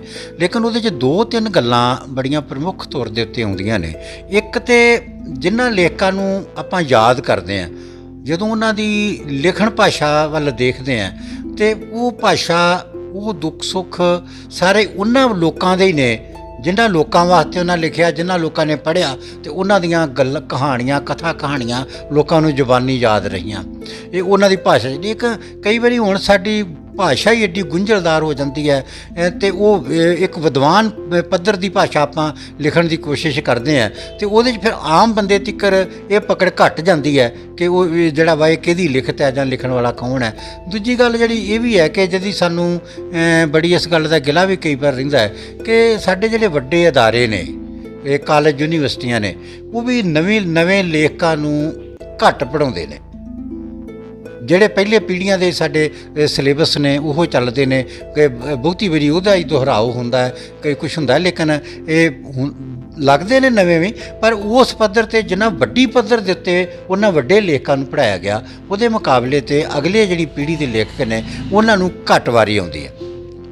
ਸੋ ਰਾਮਪੁਰਾ ਜੀ, ਇਹ ਗੱਲ ਬਿਲਕੁਲ ਤੁਹਾਡੀ ਦਰੁਸਤ ਹੈਗੀ ਆ। ਅੱਜ ਵੀ ਜਦੋਂ ਮੈਂ ਆਪਣੇ ਸਮਕਾਲ 'ਚ ਲਿਖਣ ਵਾਲੇ ਲੇਖਕਾਂ ਨੂੰ ਜੇਕਰ ਯਾਦ ਕਰਨਾ ਹੋਵੇ, ਮੇਰੇ ਬੜੇ ਪਿਆਰੇ ਨੇ, ਸਾਡੇ ਸਤਿਕਾਰਤ ਸਾਡੇ ਸਮਕਾਲ 'ਚ ਲਿਖਣ ਵਾਲੇ ਹੀ ਡਾਕਟਰ ਸਰਗੀ ਸਾਡੇ ਅੰਮ੍ਰਿਤਸਰ ਤੋਂ ਲਿਖਦੀ ਆ, ਤ੍ਰਿਪਤਾ ਕੇ ਸਿੰਘ ਹੋਰੀ ਨੇ, ਸਿਮਰਨ ਧਾਲੀਵਾਲ ਹੈ, ਸਾਡਾ ਜਤਿੰਦਰ ਹਾਂਸ ਹੈ, ਰਾਣਾ ਹੈ, ਕੁਲਵੰਤ ਗਿੱਲ ਹੋਰੀ ਨੇ, ਨੇਮਨ ਹੈ, ਭਗਵੰਤ ਰਸੂਲਪੁਰੀ ਹੈ, ਮੇਰੇ ਤੋਂ ਪਹਿਲੀ ਪੀੜ੍ਹੀ ਦੇ ਕਾਲੀ ਭਾਜੇ ਸਰਾਜ ਕਾਲੀ ਹੋਣੀ ਨੇ, ਸੁਖਵੰਤ ਹੋਰੀ ਨੇ, ਜਿੰਦਰ ਹੋਣੀ ਨੇ, ਕਿੰਨੇ ਨਾਮ ਹੈ ਲਵਾਂ ਕਿ ਸਾਰੇ ਬੜੇ ਸਤਿਕਾਰਤ ਨੇ। ਸਾਰੇ ਹੀ ਪੰਜਾਬੀ ਅਜੋਕੀ ਪੰਜਾਬੀ ਕਹਾਣੀ 'ਚ ਬੜਾ ਨਿੱਠ ਕੇ ਕੰਮ ਕਰਨ ਵਾਲੇ ਸਾਰੇ ਬੰਦੇ ਨੇ। ਜਦੋਂ ਵੀ ਪੰਜਾਬੀ ਕਹਾਣੀ ਦੇ ਸਾਲ ਦੇ ਅੰਤ ਦੇ ਉੱਤੇ ਜਦੋਂ ਨਤਾਰਾ ਹੁੰਦਾ ਹੈ, ਪੌਣ ਛਾਣ ਹੁੰਦੀ ਹੈ, ਬਿਹਤਰੀਨ ਕਹਾਣੀਆਂ ਜਦੋਂ ਨਿਕਲ ਕੇ ਆਉਂਦੀਆਂ ਨੇ ਤੇ ਇਹ ਸਾਰੇ ਮਿੱਤਰ ਹੀ ਬੜੇ ਛਣ ਕੇ ਬਾਹਰ ਹੁੰਦੇ ਨੇ। ਗੁਰਮੀਤ ਕੜਿਆਲਵੀ ਹੁਣੀ ਨੇ, ਮੈਂ ਕਿਹਦਾ ਵੀ ਨਾਂ ਲਵਾਂ, ਸਾਰੇ ਬੜੇ ਚੰਗੇ ਲੇਖਕ ਨੇ ਕਿ ਇੱਕ ਸਾਡੇ ਵੱਡੇ ਪੁਰਸਕਾਰਾਂ ਦੇ ਹਾਣ ਦੇ ਬਣਦੇ ਨੇ। ਇੱਕ ਦੂਜੇ ਤੋਂ ਚੜ੍ਹਦੀ ਕਹਾਣੀ ਲਿਖਦੇ ਨੇ, ਇੱਕ ਦੂਜੇ ਨੂੰ ਆਪਾਂ ਐਪਰੀਸ਼ੀਏਟ ਕਰਦੇ ਹਾਂ, ਇਹ ਇੱਕ ਦੂਜੇ ਦੀਆਂ ਕਹਾਣੀਆਂ ਦੇ ਉੱਤੇ ਆਪਾਂ ਚਰਚਾ ਛੇੜਦੇ ਹਾਂ, ਇਹ ਨਿੱਠ ਕੇ ਗੱਲਾਂ ਕਰਦੇ ਹਾਂ ਕਿ ਉਹਦੇ ਇਸ ਵੇਲੇ ਉਹਦੀ ਕਹਾਣੀ ਬਹੁਤ ਚੰਗੀ ਹੈ। ਇਹ ਇਸ ਕਰਕੇ ਇਹ ਮੰਨ ਲਈਏ ਗੱਲ ਕਿ ਜੇ ਪਹਿਲੀ ਪੀੜ੍ਹੀ ਦੇ ਲੇਖਕਾਂ ਨੇ ਬਹੁਤ ਸਨਮਾਨਯੋਗ ਨਾਮ ਬਣਾਇਆ ਤੇ ਅੱਜ ਦੀ ਪੀੜ੍ਹੀ ਦੇ ਅੱਗੇ ਜਿਹੜੇ ਮੇਰੀ ਪੀੜ੍ਹੀ ਦੇ ਲੇਖਕ ਨੇ, ਸਾਡੇ ਅੱਗੇ ਵੀ ਢੇਰ ਚੁਣੌਤੀਆਂ ਨੇ ਜਿਹਦੇ ਵਿੱਚ ਰਹਿ ਕੇ ਆਪਾਂ ਪੰਜਾਬੀ ਕਹਾਣੀ ਲਈ, ਪੰਜਾਬੀ ਗਲਪ ਲਈ ਕੰਮ ਕਰ ਰਹੇ ਹਾਂ। ਖਾਸ ਤੌਰ ਦੇ ਉੱਤੇ ਅੱਜ ਜਦੋਂ ਸੋਸ਼ਲ ਮੀਡੀਆ ਦਾ ਯੁੱਗ ਹੈ, ਅੱਜ ਜਿਹੜਾ ਵਰਤਾਰਾ ਉਹ ਰਾਜਨੀਤਿਕ ਤੌਰ ਦੇ ਉੱਤੇ ਸਾਡੇ ਸਾਹਮਣੇ ਹੈ। ਅੱਜ ਜਿਹੜਾ ਵਰਤਾਰਾ ਜਿੱਥੇ ਰਿਸ਼ਤਿਆਂ ਦੀ ਇੰਨੀ ਟੁੱਟ ਭੱਜ ਹੈ ਕਿ ਹਰ ਬੰਦਾ ਜਿਹੜਾ ਵਾ ਉਹ ਬੜੀ ਤਲਖੀ ਭਰਪੂਰ ਜੀਵਨ ਜਿਹੜਾ ਵਾ ਉਹ ਜੀ ਰਿਹਾ। ਅੱਜ ਦੇ ਦਿਨ ਦੇ ਉੱਤੇ ਜਦੋਂ ਸਾਡੀ ਨੌਜਵਾਨ ਪੀੜ੍ਹੀ ਵੱਡੇ ਪੱਧਰ ਦੇ ਉੱਤੇ ਜਿਹੜੀ ਹੈ ਉਹ ਆਪਣੀ ਧਰਤੀ ਨੂੰ ਛੱਡ ਕੇ ਰੋਜੀ ਰੋਟੀ ਦੀ ਭਾਲ 'ਚ ਵਿਦੇਸ਼ਾਂ 'ਚ ਧੱਕੇ ਖਾ ਰਹੀ ਹੈ, ਉਸ ਯੁੱਗ ਦੇ ਵਿੱਚ ਜਦੋਂ ਤੁਸੀਂ ਗਲਪ ਰਚਨਾ ਕਰਦੇ ਹੋ, ਜਦੋਂ ਤੁਸੀਂ ਕਹਾਣੀ ਲਿਖਦੇ ਹੋ ਤੇ ਤਲਖੀ ਤੁਹਾਡੇ ਸ਼ਬਦਾਂ 'ਚ ਆਉਣਾ, ਤੁਹਾਡੀ ਬੋਲ 'ਚ ਆਉਣਾ, ਤੁਹਾਡੀ ਲਿਖਤ 'ਚ ਆਉਣਾ, ਇਹ ਸੁਭਾਵਿਕ ਗੱਲ ਹੈ। ਸਾਡੇ ਤੇ ਗਿਲਾ ਕਰਦੇ ਆ ਕਈ ਵਾਰੀ ਕਿ ਇਹਨਾਂ ਕੋਲ ਸਾਹਿਤਾ ਨਹੀਂ ਹੈ, ਇਹ ਨਾ ਛਪਣ ਲੱਗੇ ਇਹਨਾਂ ਕੋਲ ਸਾਹਿਤ ਹੈ, ਨਾ ਲਿਖਣ ਵੇਲੇ ਸਾਹਿਤ ਹੈ। ਭਾਈ ਸਾਡਾ ਆਲਾ ਦੁਆਲਾ ਜਿਹੜਾ ਜਿਸ ਆਲੇ ਦੁਆਲੇ 'ਚੋਂ ਆਪਾਂ ਸਾਰਾ ਕੁਝ ਲੈ ਕੇ ਲਿਖਣਾ ਹੈ, ਉਹ ਸਾਡੇ 'ਚ ਕਿਸ ਕਿਸਮ ਦਾ ਹੈ। ਮੈਨੂੰ ਯਾਦ ਆਉਂਦਾ ਹੈ ਕਿ ਇਹ ਨਾਨਕ ਸਿੰਘ ਹੋਰੀ ਜਦੋਂ ਨਾਵਲ ਲਿਖਦੇ ਸੀਗੇ, ਬਹੁਤ ਥਾਂ 'ਤੇ ਆਪਾਂ ਪੜ੍ਹਦੇ ਹਾਂ ਕਿ ਉਹਨਾਂ ਸਮਿਆਂ ਦੇ ਵਿੱਚ ਵੀ ਜਦੋਂ ਕੋਈ ਰੌਲਾ ਰੱਪਾ ਨਹੀਂ ਸੀ, ਉਹ ਤਾਂ ਵੀ ਡਲਹੌਜ਼ੀ ਵਰਗੀਆਂ ਹਿੱਲ ਸਟੇਸ਼ਨ ਦੇ ਉੱਤੇ ਜਾ ਕੇ ਇਹਦਾ ਮਤਲਬ ਉਹ ਇਕਾਂਤ ਲੱਭਦੇ ਸੀਗੇ। ਅੱਜ ਦਾ ਲੇਖਕ ਇਸ ਤੇਜ਼ ਤਰਾਰ ਯੁੱਗ ਦੇ ਵਿੱਚ ਜਦੋਂ ਚਾਰੇ ਪਾਸੇ ਸ਼ੋਰ ਹੈ, ਤੁਹਾਡੇ ਘਰ ਦੇ ਅੰਦਰ ਸ਼ੋਰ ਹੈ, ਤੁਹਾਡੇ ਬਾਜ਼ਾਰ ਅੰਦਰ ਸ਼ੋਰ ਹੈ, ਤੁਹਾਡੇ ਕੰਮਾਂ ਕਾਰਾਂ ਦੇ ਉੱਤੇ ਸ਼ੋਰ ਹੈ, ਅਤੇ ਲੇਖਕ ਜਦੋਂ ਲਿਖਦਾ ਹੈ ਉਹ ਜਦੋਂ ਇਸ ਸ਼ੋਰ ਦੇ ਵਿੱਚ ਲਿਖੇਗਾ, ਸੁਭਾਵਿਕ ਤੌਰ ਦੇ ਉੱਤੇ ਉਹਦੀ ਲਿਖਤ ਦੇ ਅੰਦਰ, ਉਹਦੀ ਬੋਲ ਚਾਲ ਦੇ ਅੰਦਰ ਤਲਖੀ ਆਉਣੀ ਜਿਹੜੀ ਉਹ ਸੁਭਾਵਿਕ ਹੈ। ਸੋ ਮੈਂ ਇਹ ਗੱਲ ਮੰਨਦਾ ਕਿ ਫਿਰ ਵੀ ਜਿਹੜੀ ਪੰਜਾਬੀ ਕਹਾਣੀ ਹੈ ਜਦੋਂ ਅੱਜ ਦੇ ਇਸ ਸ਼ੋਰ ਦੇ ਅੰਦਰ ਆਪਣੀ ਗੱਲ ਕਰ ਰਹੀ ਹੈ, ਉਹਦੇ ਤਾਂ ਵੀ ਇੱਕ ਸਹਿਜਤਾ ਜਿਹੜੀ ਆ ਉਹਦੇ 'ਚ ਬਣ ਕੇ ਰਹਿੰਦੀ ਹੈ। ਸੋ ਮੈਂ ਮੰਨਦਾ ਇਹ ਗੱਲ ਕਿ ਅੱਜ ਪੰਜਾਬੀ ਕਹਾਣੀ ਜਿਹੜੀ ਹੈ 21ਵੀਂ ਸਦੀ ਦੀ ਉਹਦੇ ਵਾਂਗ ਹੀ ਮੁੱਲਵਾਨ ਹੈ। ਬੇਸ਼ੱਕ ਪੰਜਾਬੀ ਲੇਖਕਾਂ ਦਾ ਥੋੜ੍ਹਾ, ਕਿਉਂਕਿ ਮੀਡੀਆ ਦਾ ਯੁੱਗ ਹੈ, ਸੋਸ਼ਲ ਮੀਡੀਆ ਦੇ ਉੱਤੇ ਰਾਤੋਂ ਰਾਤ ਕਈ ਸਟਾਰ ਬਣ ਰਹੇ ਆ, ਕਈ ਘਰ ਲਿਖ ਰਹੇ ਨਹੀਂ ਉਹ ਸਹਾਨ 'ਤੇ ਬਣਦੇ। ਸੋ ਫਿਰ ਵੀ ਮੈਂ ਸਮਝਦਾ ਕਿ ਪੰਜਾਬੀ ਕਹਾਣੀ ਦਾ ਜਿਹੜਾ ਭਵਿੱਖ ਹੈ ਉਹ ਬੜਾ ਚੰਗਾ ਹੈ, ਅਤੇ ਬੜੇ ਵਧੀਆ ਤਰੀਕੇ ਦੇ ਨਾਲ ਆਉਣ ਵਾਲੇ ਦਿਨਾਂ 'ਚ ਵੀ ਅਸੀਂ ਪੰਜਾਬੀ ਕਹਾਣੀ ਜਿਹੜੀਆਂ ਚੰਗੀਆਂ ਕਹਾਣੀਆਂ ਜਿਹੜੀਆਂ ਉਹ ਸਾਨੂੰ ਪੜ੍ਹਨ ਨੂੰ, ਸੁਣਨ ਨੂੰ ਜਿਹੜੀਆਂ ਉਹ ਜ਼ਰੂਰੀ ਤੌਰ 'ਤੇ ਮਿਲਣਗੀਆਂ। ਜੀ ਰਾਮਪੁਰਾ। ਜਿਸ ਤਰ੍ਹਾਂ ਦੀਪ ਜੀ ਤੁਸੀਂ ਗੱਲ ਕੀਤੀ ਆ ਕਿ ਨਵੇਂ ਜਿਹੜੇ ਲੇਖਕ ਨੇ, ਸਮਕਾਲੀ ਦੌਰ ਦੇ ਜਿਹੜੇ ਲੇਖਕ ਨੇ, ਉਹ ਆਪਣਾ ਕੰਮ ਤੇ ਕਰ ਰਹੇ ਆ, ਸੋਹਣਾ ਲਿਖ ਰਹੇ ਆ, ਬੜੀਆਂ ਸੋਹਣੀਆਂ ਸੋਹਣੀਆਂ ਚੀਜ਼ਾਂ ਜਿਹੜੀਆਂ ਪਾਠਕਾਂ ਦੇ ਅੱਗੇ ਰੱਖ ਰਹੇ ਆ, ਪਰ ਕਿਤੇ ਨਾ ਕਿਤੇ ਨਾਂ ਦਾ ਨਾਂ ਉੱਭਰਨਾ, ਮੇਰੇ ਖਿਆਲ ਮੁਤਾਬਕ ਨਾਂ ਦਾ ਨਾਂ ਉੱਭਰਨਾ ਪਹਿਲੇ ਲੇਖਕਾਂ ਵਾਂਗੂ ਬਹੁਤ ਜ਼ਿਆਦਾ ਉਚਾਈ ਦੇ ਉੱਤੇ ਨਾ ਪਹੁੰਚਣਾ, ਇੱਕ ਕਾਰਨ ਮੈਂ ਮੰਨਦਾ ਕਿ ਜਿਸ ਤਰ੍ਹਾਂ ਵੱਡੇ ਨਾਂ ਕਮਾ ਚੁੱਕੇ ਜਿਹੜੇ ਸਮਕਾਲੀ ਦੌਰ ਦੇ ਲੇਖਕ ਨੇ, ਉਹਨਾਂ ਦੇ ਨਾਲ ਜਿਹੜੇ ਪੜਾਅ ਪੜਾਅ ਨਵੇਂ ਚੱਲ ਰਹੇ ਆ, ਕਿਉਂਕਿ ਇਹ ਤਾਂ ਹੈ ਹੀ ਆ ਕਿ ਜਿਹੜੇ ਪਹਿਲੇ ਪੱਤੇ ਮੁਰਝਾਉਂਦੇ ਨੇ ਤੇ ਨਵੇਂ ਆਉਂਦੇ ਆ। ਇਹ ਨਾਲ ਹੀ ਜਿਹੜਾ ਮੈਂ ਦੋਵਾਂ ਦੀ ਗੱਲ ਕਰ ਰਿਹਾ ਵਾਂ ਕਿ ਕੀ ਕੋਈ ਜਿਸ ਤਰ੍ਹਾਂ ਕੇਂਦਰੀ ਪੰਜਾਬੀ ਲੇਖਕ ਸਭਾ ਵਾ ਜਾਂ ਜਨਵਾਦੀ ਲੇਖਕ ਸਭਾ ਵਾ, ਕੋਈ ਇਹੋ ਜਿਹੇ ਪ੍ਰੋਗਰਾਮ ਲੀਕ ਰਹੀ ਹੈ ਕਿ ਇਹਨਾਂ ਜਿਹੜੇ ਆ ਚੋਣਵੇਂ ਜਿਹੜੇ ਲੇਖਕ ਨੇ ਹੁਣ ਦੇ, ਜਿਹੜੇ ਪਤਾ ਵਾ ਕਿ ਇਹ ਵਧੀਆ ਸਾਹਿਤ ਜਿਹੜਾ ਸਿਰਜ ਸਕਦੇ ਆ, ਉਹਨਾਂ ਨੂੰ ਕਾਲਜਾਂ ਰਾਹੀਂ, ਸਕੂਲਾਂ ਦੇ ਵਿੱਚ ਜਾਂ ਯੂਨੀਵਰਸਿਟੀ ਲੈਵਲ ਦੇ ਉੱਤੇ ਪਾਠਕਾਂ ਦੇ ਰੂਬਰੂ ਕਰਨਾ, ਵਿਦਿਆਰਥੀਆਂ ਦੇ ਰੂਬਰੂ ਕਰਨਾ, ਔਰ ਉਹਨਾਂ ਦੀਆਂ ਜਿਹੜੀਆਂ ਲਿਖਤਾਂ ਵਾ ਜਾਂ ਉਹਨਾਂ ਦੀਆਂ ਕਿਤਾਬਾਂ ਉਹ ਬਿਲਕੁਲ ਸਾਹਮਣੇ ਰੱਖਣੀਆਂ ਵਿਦਿਆਰਥੀਆਂ ਦੇ ਕਿ ਇਸ ਵੇਲੇ ਆਹ ਕੰਮ ਜਿਹੜਾ ਹੋ ਰਿਹਾ। ਕੋਈ ਇਸ ਤਰ੍ਹਾਂ ਦੀ ਵਿਉਂਤਬੰਦੀ ਹੋਈ ਹੈ ਜੀ? ਦੇਖੋ ਜੀ, ਵਿਉਂਤਬੰਦੀ ਸਾਹਿਤ ਨੂੰ ਉਤਸ਼ਾਹਿਤ ਕਰਨ ਲਈ ਹਮੇਸ਼ਾ ਹੀ ਹੁੰਦੀ ਰਹੀ ਹੈ ਅਤੇ ਅੱਗੇ ਵੀ ਹੁੰਦੀ ਰਹਿਣੀ ਹੈ। ਜਿੱਥੋਂ ਤੱਕ ਨਾਮ ਥਾਮ ਬਣਨ ਦੀ ਗੱਲ ਹੈ, ਮੇਰਾ ਇਹ ਮੰਨਣਾ ਹੈ ਕਿ ਨਾਮ ਕਦੀ ਵੀ ਵਿਅਕਤੀ ਦਾ ਨਹੀਂ ਬਣਦਾ, ਨਾਮ ਹਮੇਸ਼ਾ ਉਸ ਰਚਨਾ ਦਾ ਬਣਦਾ ਹੈ ਜਿਹੜੀ ਤੁਸੀਂ ਸਿਰਜੀ ਹੁੰਦੀ ਹੈ। ਕਈ ਵਾਰੀ ਕੋਈ ਇੱਕ ਰਚਨਾ ਹੀ ਤੁਹਾਨੂੰ ਸਟਾਰ ਬਣਾ ਦਿੰਦੀ ਹੈ ਕਿ ਉਹ ਬਹੁਤ ਕਮਾਲ ਦੀ ਗੱਲ ਹੈ, ਅਤੇ ਉਹ ਸਾਰੀ ਉਮਰ ਲਈ ਉਹ ਇੱਕ ਰਚਨਾ ਹੀ ਉਹਦੇ ਨਾਂ 'ਤੇ ਬੋਲਦੀ ਆ ਬੰਦੇ ਦੇ, ਕਸ਼ਾ ਉਹ ਫਲਾਣੀ ਕਹਾਣੀ ਵਾਲਾ ਜਿਹੜਾ ਵਾ ਉਹ ਫਲਾਣਾ ਬੰਦਾ।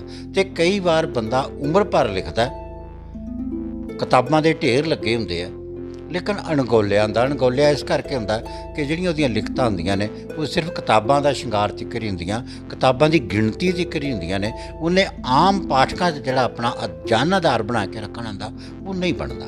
ਫਿਰ ਵੀ ਜਿਹੜੇ ਨਵੇਂ ਲੇਖਕ ਨੇ, ਜਦੋਂ ਉਹ ਚੰਗਾ ਪੜ੍ਹਦੇ ਨੇ, ਚੰਗਾ ਲਿਖਦੇ ਨੇ, ਅਤੇ ਮੈਨੂੰ ਨਹੀਂ ਲੱਗਦਾ ਕਿ ਅੱਜ ਦੇ ਯੁੱਗ ਦੇ ਵਿੱਚ ਜਦੋਂ ਸੋਸ਼ਲ ਮੀਡੀਆ ਹਰ ਬੰਦਾ ਵਰਤਦਾ ਹੈ, ਉਹਦੀ ਲਿਖਤ ਰਾਤੋਂ ਰਾਤ ਪਹੁੰਚਦੀ ਹੈ।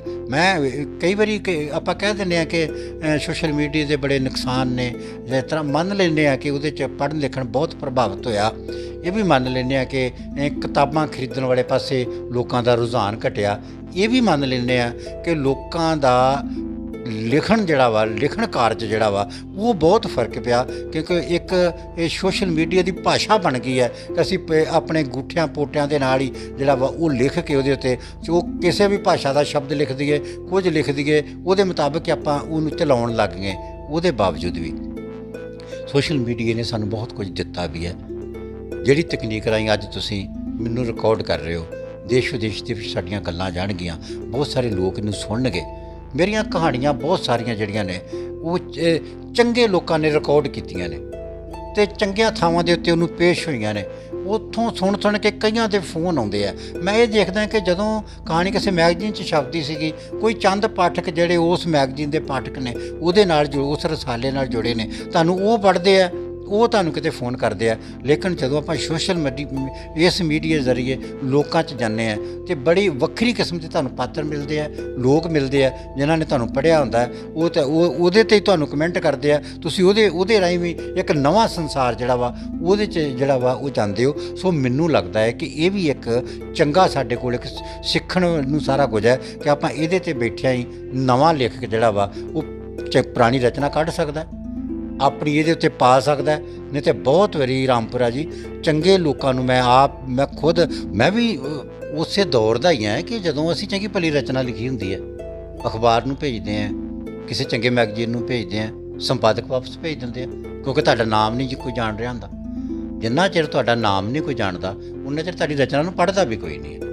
ਜਦੋਂ ਲੋਕ ਤੁਹਾਨੂੰ ਜਾਣਨ ਲੱਗ ਜਾਂਦੇ ਆ ਫਿਰ ਤੁਹਾਡੀ ਰਚਨਾ ਨੂੰ ਵੀ ਲੋਕ ਭੱਜ ਕੇ ਪੜ੍ਹਦੇ ਆ ਕਿ ਅੱਛਾ ਉਹ ਰਾਮਪੁਰਾ ਹੋਰਾਂ ਦੀ ਲਿਖੀ ਹੈ, ਫਲਾਣੇ ਦੀ ਲਿਖੀ ਹੈ, ਉਹਨੂੰ ਉਸੇ ਵੇਲੇ। ਸੋ ਮੈਨੂੰ ਇਹ ਲੱਗਦਾ ਹੈ ਕਿ ਸੋਸ਼ਲ ਮੀਡੀਆ ਵੀ ਜੇ ਆਪਾਂ ਇਹਨੂੰ ਸੁਚਾਰੂ ਤਰੀਕੇ ਦੇ ਨਾਲ ਇਹਦੀ ਵਰਤੋਂ ਲਿਆਈਏ, ਜਿਹੜੇ ਤਰੀਕੇ ਦੇ ਨਾਲ ਤੁਸੀਂ ਆਪਣੇ ਇਸ ਚੈਨਲ ਦੇ ਨਾਲ ਚੰਗੇ ਲੋਕਾਂ ਦੇ ਨਾਲ ਇੱਕ ਰਾਬਤਾ ਕਾਇਮ ਕਰ ਰਹੇ ਹੋ, ਉਹਦੇ ਨਾਲ ਤੁਹਾਡੇ ਚੰਗੇ ਚਾਹਣ ਵਾਲੇ ਤੁਹਾਨੂੰ ਇਹਦੇ ਨਾਲ ਜੁੜਦੇ ਨੇ, ਉਹ ਗੱਲਾਂ ਸੁਣਦੇ ਆ। ਸੋ ਮੈਨੂੰ ਐਂ ਲੱਗਦਾ ਹੈ ਕਿ ਸਾਨੂੰ ਇਹ ਵੀ ਇੱਕ ਜਿਹੜਾ ਵਾ 21ਵੀਂ ਸਦੀ ਦੇ ਇਸ ਵਰਤਾਰੇ ਦੇ ਅੰਦਰ ਸਾਨੂੰ ਇਸ ਐਡਵਾਂਸ ਟੈਕਨੋਲੋਜੀ ਦਾ ਵੀ ਸਾਹਿਤਕ ਸਹਾਰੇ ਲੈਣੇ ਚਾਹੀਦੇ ਆ।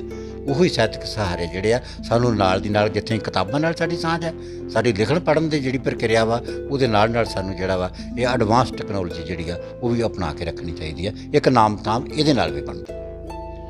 ਹੁਣ ਤੱਕ ਕਿੰਨੀਆਂ ਕਹਾਣੀਆਂ ਜਿਹੜੀਆਂ ਵਾ ਤੁਸੀਂ ਸਿਰ ਚੁੱਕੇ ਹੋ, ਔਰ ਜਿਹੜੀਆਂ ਮਕਬੂਲ ਹੋਈਆਂ ਕਹਾਣੀਆਂ ਉਹਨਾਂ ਦੇ ਨਾਂ ਜਿਹੜੇ ਆ ਜ਼ਰੂਰ ਸਾਂਝੇ ਕਰੋ। ਦੇਖੋ ਜੀ, ਬੱਚੇ ਤਾਂ ਸਾਰੇ ਬੜੇ ਪਿਆਰੇ ਹੁੰਦੇ ਆ, ਤੁਹਾਡੇ ਆਪਣੇ ਬੱਚੇ ਨੇ। ਥੋੜ੍ਹੇ ਦਿਨ ਹੀ ਹੋਏ ਮੇਰੀ ਕਹਾਣੀ ਪੰਜ ਦਰਿਆ ਮੈਗਜ਼ੀਨ ਦੇ ਵਿੱਚ ਉਹਨੇ ਤਰਕਾਲ ਸੰਧਿਆ ਛਾਪੀ, ਬੜੇ ਫੋਨ ਆਏ ਉਹਦੇ, ਮੇਰੇ ਬੜੇ ਨਿੱਘੇ ਅਤੇ ਵੱਡੇ ਲੋਕੀ ਜਿਹੜੇ ਆ ਉਹਨਾਂ ਨੇ ਪੜ੍ਹ ਕੇ ਫੋਨ ਕੀਤੇ ਆ। ਅਤੇ ਪਰ ਜਿਹੜੀ ਕਹਾਣੀਆਂ ਨੇ ਮੇਰੀ ਪਛਾਣ ਪੈਦਾ ਕੀਤੀ, ਮੇਰੀ ਪਹਿਲੀ ਕਹਾਣੀ ਸੀਗੀ ਵੇਲਾ ਕਵੇਲਾ ਕਹਾਣੀ ਜਿਹੜੀ ਹੈ ਉਹ ਵੀ ਪਾਰਟੀਸ਼ਨ ਨਾਲ ਸੰਬੰਧਿਤ ਹੈ, ਹਿੰਦੁਸਤਾਨ ਪਾਕਿਸਤਾਨ ਦੇ ਉਸ 47 ਦੇ ਉਜਾੜੇ ਨਾਲ ਸੰਬੰਧਿਤ ਹੈ। ਉਹਨੇ ਬੜੀ ਪਛਾਣ ਬਣਾਈ। ਫਿਰ ਉਹਦੇ ਤੋਂ ਬਾਅਦ ਇੱਕ ਅਤੇ ਸਭ ਤੋਂ ਮੇਰੇ ਲਈ ਖੁਸ਼ਕਿਸਮਤੀ ਕਹਾਣੀ ਦੇ ਖੇਤਰ 'ਚ ਇੱਕ ਇਹ ਵੀ ਸੀਗੀ ਕਿ ਮੈਨੂੰ ਪਲੇਟਫਾਰਮ ਬਹੁਤ ਵਧੀਆ ਮਿਲਦੇ ਰਹੇ ਛਪਣ ਵਾਸਤੇ। ਚੰਗੇ ਮੈਗਜ਼ੀਨਾਂ ਨੇ ਮੈਨੂੰ ਇੱਕ ਵੇਲੇ ਨਾਲ ਹੀ ਥਾਂ ਦੇਣੀ ਸ਼ੁਰੂ ਕੀਤੀ। ਫਿਰ ਲੋਕਾਂ ਦੇ ਵਿੱਚ ਨਾਮ ਥਾਮ ਜਾਣ ਲੱਗਿਆ, ਕਹਾਣੀ ਲੋਕੀ ਪੜ੍ਹਨ ਲੱਗੇ, ਕਹਾਣੀ ਦੇ ਉੱਤੇ ਜਿਹੜਾ ਵਾ ਉਹ ਚਰਚਾ ਕਰਨ ਲੱਗੇ। ਸੋ ਜਿੱਥੇ ਵੇਲਾ ਕਵੇਲਾ ਨੇ ਮੇਰੀ ਪਛਾਣ ਬਣਾਈ, ਉੱਥੇ ਗੰਢਾਂ ਕਹਾਣੀਆਂ, ਉੱਥੇ ਤਰਕਾਲ ਸੰਧਿਆ ਕਹਾਣੀਆਂ, ਉੱਥੇ ਪ੍ਰਕਰਮਾ ਕਹਾਣੀਆਂ, ਉੱਥੇ ਓੜਕ ਸੱਚ ਰਹੀ ਵਰਗੀਆਂ ਕਹਾਣੀਆਂ ਨੇ ਜਿਨ੍ਹਾਂ ਨੇ ਸਾਲ ਦੇ ਅੰਤ ਦੇ ਸਰਵੇਖਣ ਦੇ ਵਿੱਚ ਇੱਕ ਆਪਣਾ ਨਾਮ ਥਾਂ ਬਣਾਇਆ, ਲੋਕਾਂ ਨੇ ਪਸੰਦ ਕੀਤਾ। ਅਤੇ ਉਹਨਾਂ ਦੀ ਪਸੰਦ ਕਰਕੇ ਹੀ ਕੁਝ ਨਵਾਂ ਅੱਗੇ ਕਰਨ ਦੀ ਜਿਹੜੀ ਹੈ ਉਹ ਪ੍ਰੇਰਨਾ ਬਣੀ ਰਹਿੰਦੀ ਹੈ ਬੰਦੇ ਦੀ, ਇੱਕ ਲਾਲਸਾ ਬਣੀ ਰਹਿੰਦੀ ਹੈ ਕਿ ਉਸ ਲਾਈਨ 'ਚ ਲੱਗ ਕੇ ਰਹਿਣਾ, ਜਿਸ ਲਾਈਨ 'ਚ ਲੋਕਾਂ ਨੇ ਤੁਹਾਨੂੰ ਪਿਆਰ ਦਿੱਤਾ ਹੈ, ਲੋਕਾਂ ਨੇ ਸਤਿਕਾਰ ਦਿੱਤਾ ਹੈ, ਉਹਨਾਂ ਦਾ ਹਾਣੀ ਬਣ ਕੇ ਹੀ ਅਗਲੀ ਰਚਨਾ ਲੈ ਕੇ ਜਿਹੜੀ ਆ ਉਹ ਆਉਣੀ। ਸੋ ਮੇਰੀ ਕੋਸ਼ਿਸ਼ ਰਹੇਗੀ ਕਿ ਕਿਉਂਕਿ ਮੈਂ ਬਹੁਤ ਕਾਹਲੀ ਨਾਲ ਤੇ ਕਹਾਣੀ ਨਹੀਂ ਲਿਖਦਾ, ਕਿਤੇ ਸਾਲ 'ਚ ਇੱਕ ਅੱਧੀ ਕਹਾਣੀ ਬੜੇ ਜ਼ੋਰ ਦੇ ਨਾਲ ਮੇਰੇ ਕੋਲ ਲਿਖ ਹੁੰਦੀ ਹੈ, ਉਹ ਬੜੀ ਬਰੀਕ ਬਾਨੀ ਦੇ ਨਾਲ ਮੈਂ ਉਹਦੀ ਪ੍ਰਕਿਰਿਆ ਜਿਹੜੀ ਸਿਰਜਣ ਵਾਲੀ ਹੈ ਜਾਂ ਸਾਰੇ ਦੇ ਉੱਤੇ ਕੰਮ ਕਰਦਾ। ਸੋ ਆਉਂਦੇ ਦਿਨਾਂ ਦੇ ਵਿੱਚ ਵੀ ਜਿੱਥੇ ਕਿਤਾਬ ਤੋਂ ਪਿੱਛੋਂ ਆਪਣੀ ਮੇਰੀ ਤਰਕਾਲ ਸੰਧਿਆ ਜਿਹੜੀ ਆ ਆਉਂਦੇ ਦਿਨਾਂ 'ਚ ਆਏਗੀ, ਉੱਥੇ ਕੋਸ਼ਿਸ਼ ਕਰਾਂਗੇ ਕਿ ਕਹਾਣੀ ਵੀ ਨਵੇਂ ਵਰਤਾਰੇ ਦੀ ਜਿਹੜੀ ਇਹਨਾਂ ਦਿਨਾਂ ਦੇ ਵਿੱਚ ਸਾਡੇ ਆਸੇ ਪਾਸੇ ਵਾਪਰ ਰਿਹਾ ਉਹਨਾਂ ਦੇ ਵਿਸ਼ਿਆਂ ਨੂੰ ਲੈ ਕੇ ਵੀ ਕੋਈ ਹੋਰ ਮੁੱਲਵਾਨ ਕਹਾਣੀ ਜਿਹੜੀ ਹੈ ਉਹ ਪਾਠਕਾਂ ਦੇ ਕਚਹਿਰੀ 'ਚ ਜਿਹੜੀ ਆ ਉਹ ਪੇਸ਼ ਕੀਤੀ ਜਾ ਸਕੇ। ਕਹਾਣੀਕਾਰ ਦੇ ਨਾਲ ਘਰ ਚਲਾਉਣ ਵਾਸਤੇ ਕੰਮ ਵੀ ਬਹੁਤ ਜ਼ਰੂਰੀ ਹੁੰਦਾ, ਅਤੇ ਸਾਡੇ ਜਿਹੜੇ ਦਰਸ਼ਕ ਆ ਉਹ ਇਹ ਵੀ ਜਾਣਨਾ ਚਾਹੁੰਦੇ ਨੇ ਜਾਂ ਜਾਣਨਾ ਚਾਹੁੰਦੇ ਹੋਣਗੇ ਕਿ ਦੀਪ ਦਵਿੰਦਰ ਜੀ ਨਾਲ ਕੰਮ ਕਿਹੜਾ ਕਰਦੇ ਆ, ਅਤੇ ਉਸ ਕੰਮ ਦੇ ਨਾਲ ਇੱਕ ਸਾਹਿਤ ਖੇਤਰ ਨੂੰ ਟਾਈਮ ਦੇਣਾ। ਹਰ ਹਫ਼ਤੇ ਕੋਈ ਨਾ ਕੋਈ ਪ੍ਰੋਗਰਾਮ ਹੁੰਦਾ, ਜਨਤਕ ਜਥੇਬੰਦੀਆਂ ਜਿਹੜੀਆਂ ਨੇ ਤੁਹਾਡੀਆਂ ਸਾਹਿਤ ਖੇਤਰ ਨਾਲ ਸੰਬੰਧਿਤ ਜਥੇਬੰਦੀਆਂ ਨੇ ਉਹਨਾਂ ਨੂੰ ਵੀ ਦੇਖਣਾ, ਇਹ ਕਿਵੇਂ ਸਾਰਾ ਕੁਝ ਮੈਨੇਜ ਕਰਦੇ ਹੋ? ਵੇਖੋ ਜੀ, ਸਾਹਿਤ ਬੇਸ਼ੱਕ ਰੋਜੀ ਰੋਟੀ ਤਾਂ ਨਹੀਂ ਦਿੰਦਾ, ਪਰ ਜਿਹੜੀ ਅਮੀਰੀ ਸਾਹਿਤ ਬਖਸ਼ਦਾ ਵਾ ਉਹਦਾ ਅੰਤ ਵੀ ਕੋਈ ਨਹੀਂ ਹੈ। ਅੱਜ ਵੀ ਜਦੋਂ ਕਦੀ ਸਵੇਰੇ ਉੱਠੀਦਾ, ਕੋਈ ਚੰਗਾ ਸਰੋਤਾ, ਕੋਈ ਪੜ੍ਹਨ ਵਾਲਾ ਜਿਹੜਾ ਪਾਠਕ ਹੈ, ਉਹ ਜਦੋਂ ਫੋਨ ਕਰਦਾ ਹੈ, ਵਧਾਈ ਦਿੰਦਾ ਹੈ ਕਿਤੇ ਰਚਨਾ ਦੀ, ਅਤੇ ਉਹਦੇ ਜਦੋਂ ਦੇਖੀਦਾ ਕਿ ਉਹ ਏਡੀ ਵੱਡੀ ਹਸਤੀ ਗੱਲ ਕਰ ਰਹੀ ਹੈ, ਉਹਦੇ ਨਾਲ ਬਹੁਤ ਅਮੀਰ ਆਪਣੇ ਆਪ ਨੂੰ ਸਮਝੀਦਾ ਕਿ ਸਿਰਫ ਆਪਣੀ ਭਾਸ਼ਾ ਦੇ ਚੰਦ ਅੱਖਰ ਸਿਰਜਣ ਦੇ ਨਾਲ ਹੀ ਇੱਕ ਚੰਗੇ ਲੋਕਾਂ ਦੇ ਨਾਲ ਸਾਂਝ ਬਣਦੀ ਹੈ। ਰਹੀ ਗੱਲ ਰੋਜੀ ਰੋਟੀ ਦੀ, ਮੈਂ ਬੜਾ ਰਿਣੀ ਰਹਿਣਾ ਆਪਣੇ ਬਾਪ ਦਾ ਕਿ ਉਹਨੇ ਬੜੇ ਵੇਲੇ ਸਿਰ ਮੈਨੂੰ ਜਿਹੜੇ ਕੰਮ ਨੂੰ ਪਾਇਆ ਸੀਗਾ ਉਹਨੂੰ ਮੈਂ ਕਦੀ ਨਹੀਂ ਛੱਡਿਆ। ਅੱਜ ਚਲੋ ਉਹ ਵਿਵਹਾਰ ਬਦਲ ਗਿਆ ਹੈ, ਅੱਜ ਉਹਨੂੰ ਆਪਾਂ ਨਵੀਂ ਕਿਸਮ ਦੇ ਨਾਲ ਉਹਨੂੰ ਠੇਕੇਦਾਰੀ ਕਿਸਮ ਕਹਿ ਲਓ, ਕਿਸ ਤਰੀਕੇ ਨਾਲ ਵੀ ਕਹਿ ਲਓ ਕਿ ਜਿਸ ਤਰ੍ਹਾਂ ਦਾ ਯੁੱਗ ਬਦਲਦਾ ਉਸ ਤਰ੍ਹਾਂ ਕੰਮਾਂ ਕਾਰਾਂ ਦੇ ਜਿਹੜੇ ਵੰਡ ਵੇਂਤ ਵੀ ਬਦਲ ਜਾਂਦੀ ਹੈ। ਬੱਚੇ ਪੜ੍ਹ ਲਿਖ ਗਏ ਹੈ, ਬੇਟੀ ਮੇਰੀ ਧੀ ਹੈ ਪ੍ਰੋਫੈਸਰ ਲੱਗੀ ਕਾਲਜ ਦੇ ਵਿੱਚ, ਬੇਟਾ ਵੀ ਜਿਹੜਾ ਵਾ ਉਹ ਇੰਜੀਨੀਅਰ ਬਣ ਕੇ ਕਿਤੇ ਨੌਕਰੀ ਕਰ ਰਿਹਾ ਵਾ। ਸੋ ਮੈਨੂੰ ਕੋਈ ਰੋਜੀ ਰੋਟੀ ਲਈ ਜਿੰਨਾ ਕੁ ਮੇਰੀਆਂ ਲੋੜਾਂ ਨੇ, ਸੀਮਤ ਲੋੜਾਂ, ਛੋਟੇ ਘਰ 'ਚ ਛੋਟੇ ਤਰੀਕੇ ਦੇ ਨਾਲ ਰਹਿਣਾ ਮੈਂ ਪਸੰਦ ਕਰਦਾ। ਕੋਈ ਬਹੁਤੀ ਵੱਡੀ ਕੋਈ ਗੱਡੀਆਂ ਵਰਗੀ ਭੱਜ ਨੱਠ ਨਹੀਂ ਹੈ। ਬੜੀ ਆਰਾਮ ਦੇ ਨਾਲ ਸਹਿਜ ਜੀਵਨ ਜੀਣਾ, ਸਹਿਜ ਖਾਣਾ, ਸਹਿਜ ਬੋਲਣਾ, ਸਹਿਜ ਪਹਿਨਣਾ ਜਿਹੜਾ ਬਾਪ ਤੋਂ ਸਿੱਖਿਆ ਉਹ ਅੱਜ ਵੀ ਰੱਖਦੇ ਹਾਂ। ਉਸੇ ਤਰ੍ਹਾਂ ਕੋਸ਼ਿਸ਼ ਹੁੰਦੀ ਆ ਕਿ ਨਾ ਬਹੁਤੀਆਂ ਲੋੜਾਂ ਵਧਾਈਆਂ ਜਾਣ ਅਤੇ ਨਾ ਹੀ ਬਹੁਤੀ ਫਿਰ ਉਹ ਭੱਜ ਨੱਠ 'ਚ ਪਿਆ ਜਾਵੇ। ਸੋ ਕਾਰੋਬਾਰ ਮੇਰਾ ਜਿਹੜਾ ਵਾ ਉਹ ਮੇਰਾ ਸਾਹਿਤ ਨੂੰ ਪ੍ਰਭਾਵਿਤ ਨਹੀਂ ਕਰਦਾ, ਅਤੇ ਜਿਹੜਾ ਮੇਰਾ ਸਾਹਿਤਕ ਜੀਵਨ ਹੈ ਉਹ ਮੇਰੇ ਕਾਰੋਬਾਰ ਨੂੰ ਪ੍ਰਭਾਵਿਤ ਨਹੀਂ ਕਰਦਾ। ਮੈਂ ਦੋਵੇਂ ਪਾਸੇ ਬਰਾਬਰ ਟਾਈਮ ਦੇ ਕੇ ਰੱਖਦਾ। ਜਦੋਂ ਮੈਂ ਆਪਣੇ ਕੰਮ 'ਤੇ ਵਿਹਲਾ ਹੁੰਦਾ, ਉੱਥੇ ਮੈਂ ਪੜ੍ਹਨ ਲਿਖਣ ਨੂੰ ਟਾਈਮ ਲਾਉਣਾ। ਦੀਪਦਵਿੰਦਰ ਜੀ, ਪੰਜਾਬੀ ਸਾਹਿਤ ਖੇਤਰ ਦੇ ਵਿੱਚ ਨਿੱਤ ਨਵੀਆਂ ਕਲਮਾਂ ਦੀ ਜਿਹੜੀ ਆਵਾਜਾਈ ਰਹਿੰਦੀ ਆ, ਪਰ ਕਈ ਵਾਰੀ ਇਹ ਵੇਖਿਆ ਗਿਆ ਕਿ ਜਿਸ ਤਰ੍ਹਾਂ ਅੱਜ ਕੱਲ੍ਹ ਸੋਸ਼ਲ ਮੀਡੀਆ ਦਾ ਯੁੱਗ ਆ, ਇਹਦਾ ਸੁੱਖ ਵੀ ਬੜਾ ਅਤੇ ਦੁੱਖ ਵੀ ਬੜਾ। ਨਵੇਂ ਜਿਹੜੇ ਵਿਦਿਆਰਥੀ ਆ ਉਹ ਆਪਣੀ ਕਲਮ ਅਜਮਾਈ ਕਰਦੇ ਆ।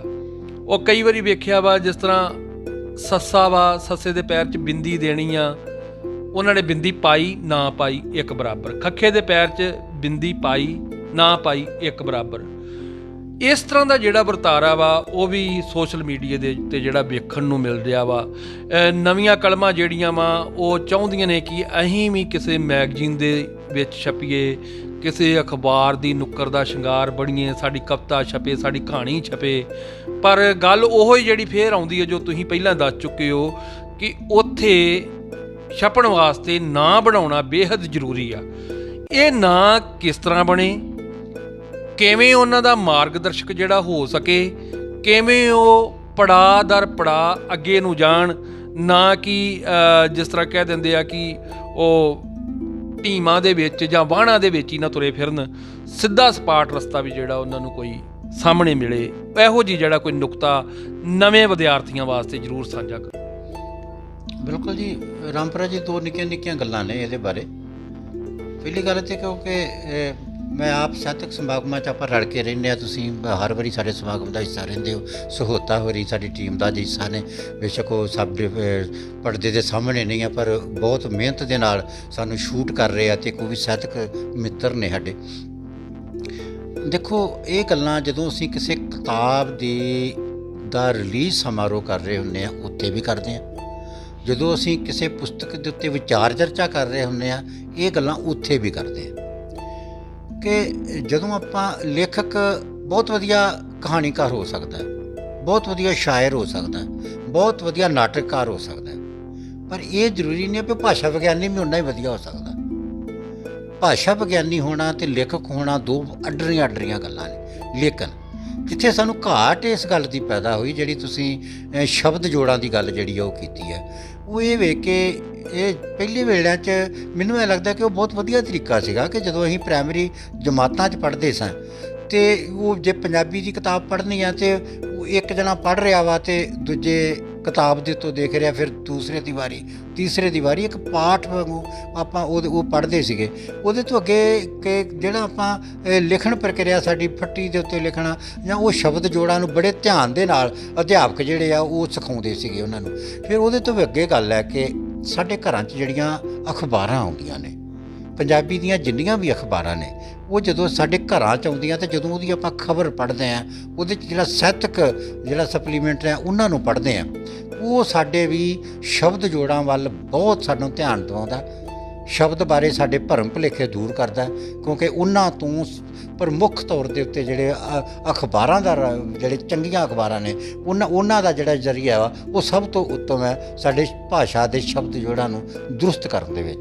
ਲੇਕਿਨ ਅੱਜ ਯੁੱਗ ਹੁਣ ਇਹ ਆ ਗਿਆ ਕਿ ਇਸ ਸੋਸ਼ਲ ਮੀਡੀਆ ਨੇ ਸਾਨੂੰ ਕਿਤਾਬਾਂ ਪੜ੍ਹਨਾ, ਅਖਬਾਰਾਂ ਪੜ੍ਹਨਾ, ਕਿਉਂਕਿ ਸਾਡੇ ਹੱਥ 'ਚ ਸਾਰਾ ਕੁਝ ਹੈ, 24 ਘੰਟੇ ਦੀ ਖਬਰ ਸਾਡੀਆਂ ਅੱਖਾਂ ਸਾਹਮਣੇ ਆ, ਅਸੀਂ ਅਖਬਾਰ ਪੜ੍ਹਨ ਨੂੰ ਛੱਡ ਕੇ ਤੇ ਸੁਣਨ ਵਾਲੇ ਪਾਸੇ ਨੂੰ ਧਿਆਨ ਕਰ ਦਿੱਤਾ ਕਿ ਆਪਾਂ ਸੁਣਨਾ ਜਿਹੜਾ ਵਾ ਉਹ ਪਸੰਦ ਕਰ ਲਿਆ ਵੀ ਖਬਰ ਸੁਣ ਲਓ ਦਵਾ ਦਾ, ਨਹੀਂ ਵੀ ਅੱਗੇ ਹੈਗੀ ਤਾਂ ਕੋਈ ਗੱਲ ਨਹੀਂ, ਸਾਨੂੰ ਪਤਾ ਲੱਗ ਜਾਂਦਾ। ਉਹਦੇ ਨਾਲ ਸਾਨੂੰ ਜਿਹੜੀ ਭਾਸ਼ਾ ਵਿਗਿਆਨੀ ਹੋਣਾ ਉਹਦੇ 'ਚ ਜ਼ਰੂਰ ਫਰਕ ਪਿਆ ਵਾ।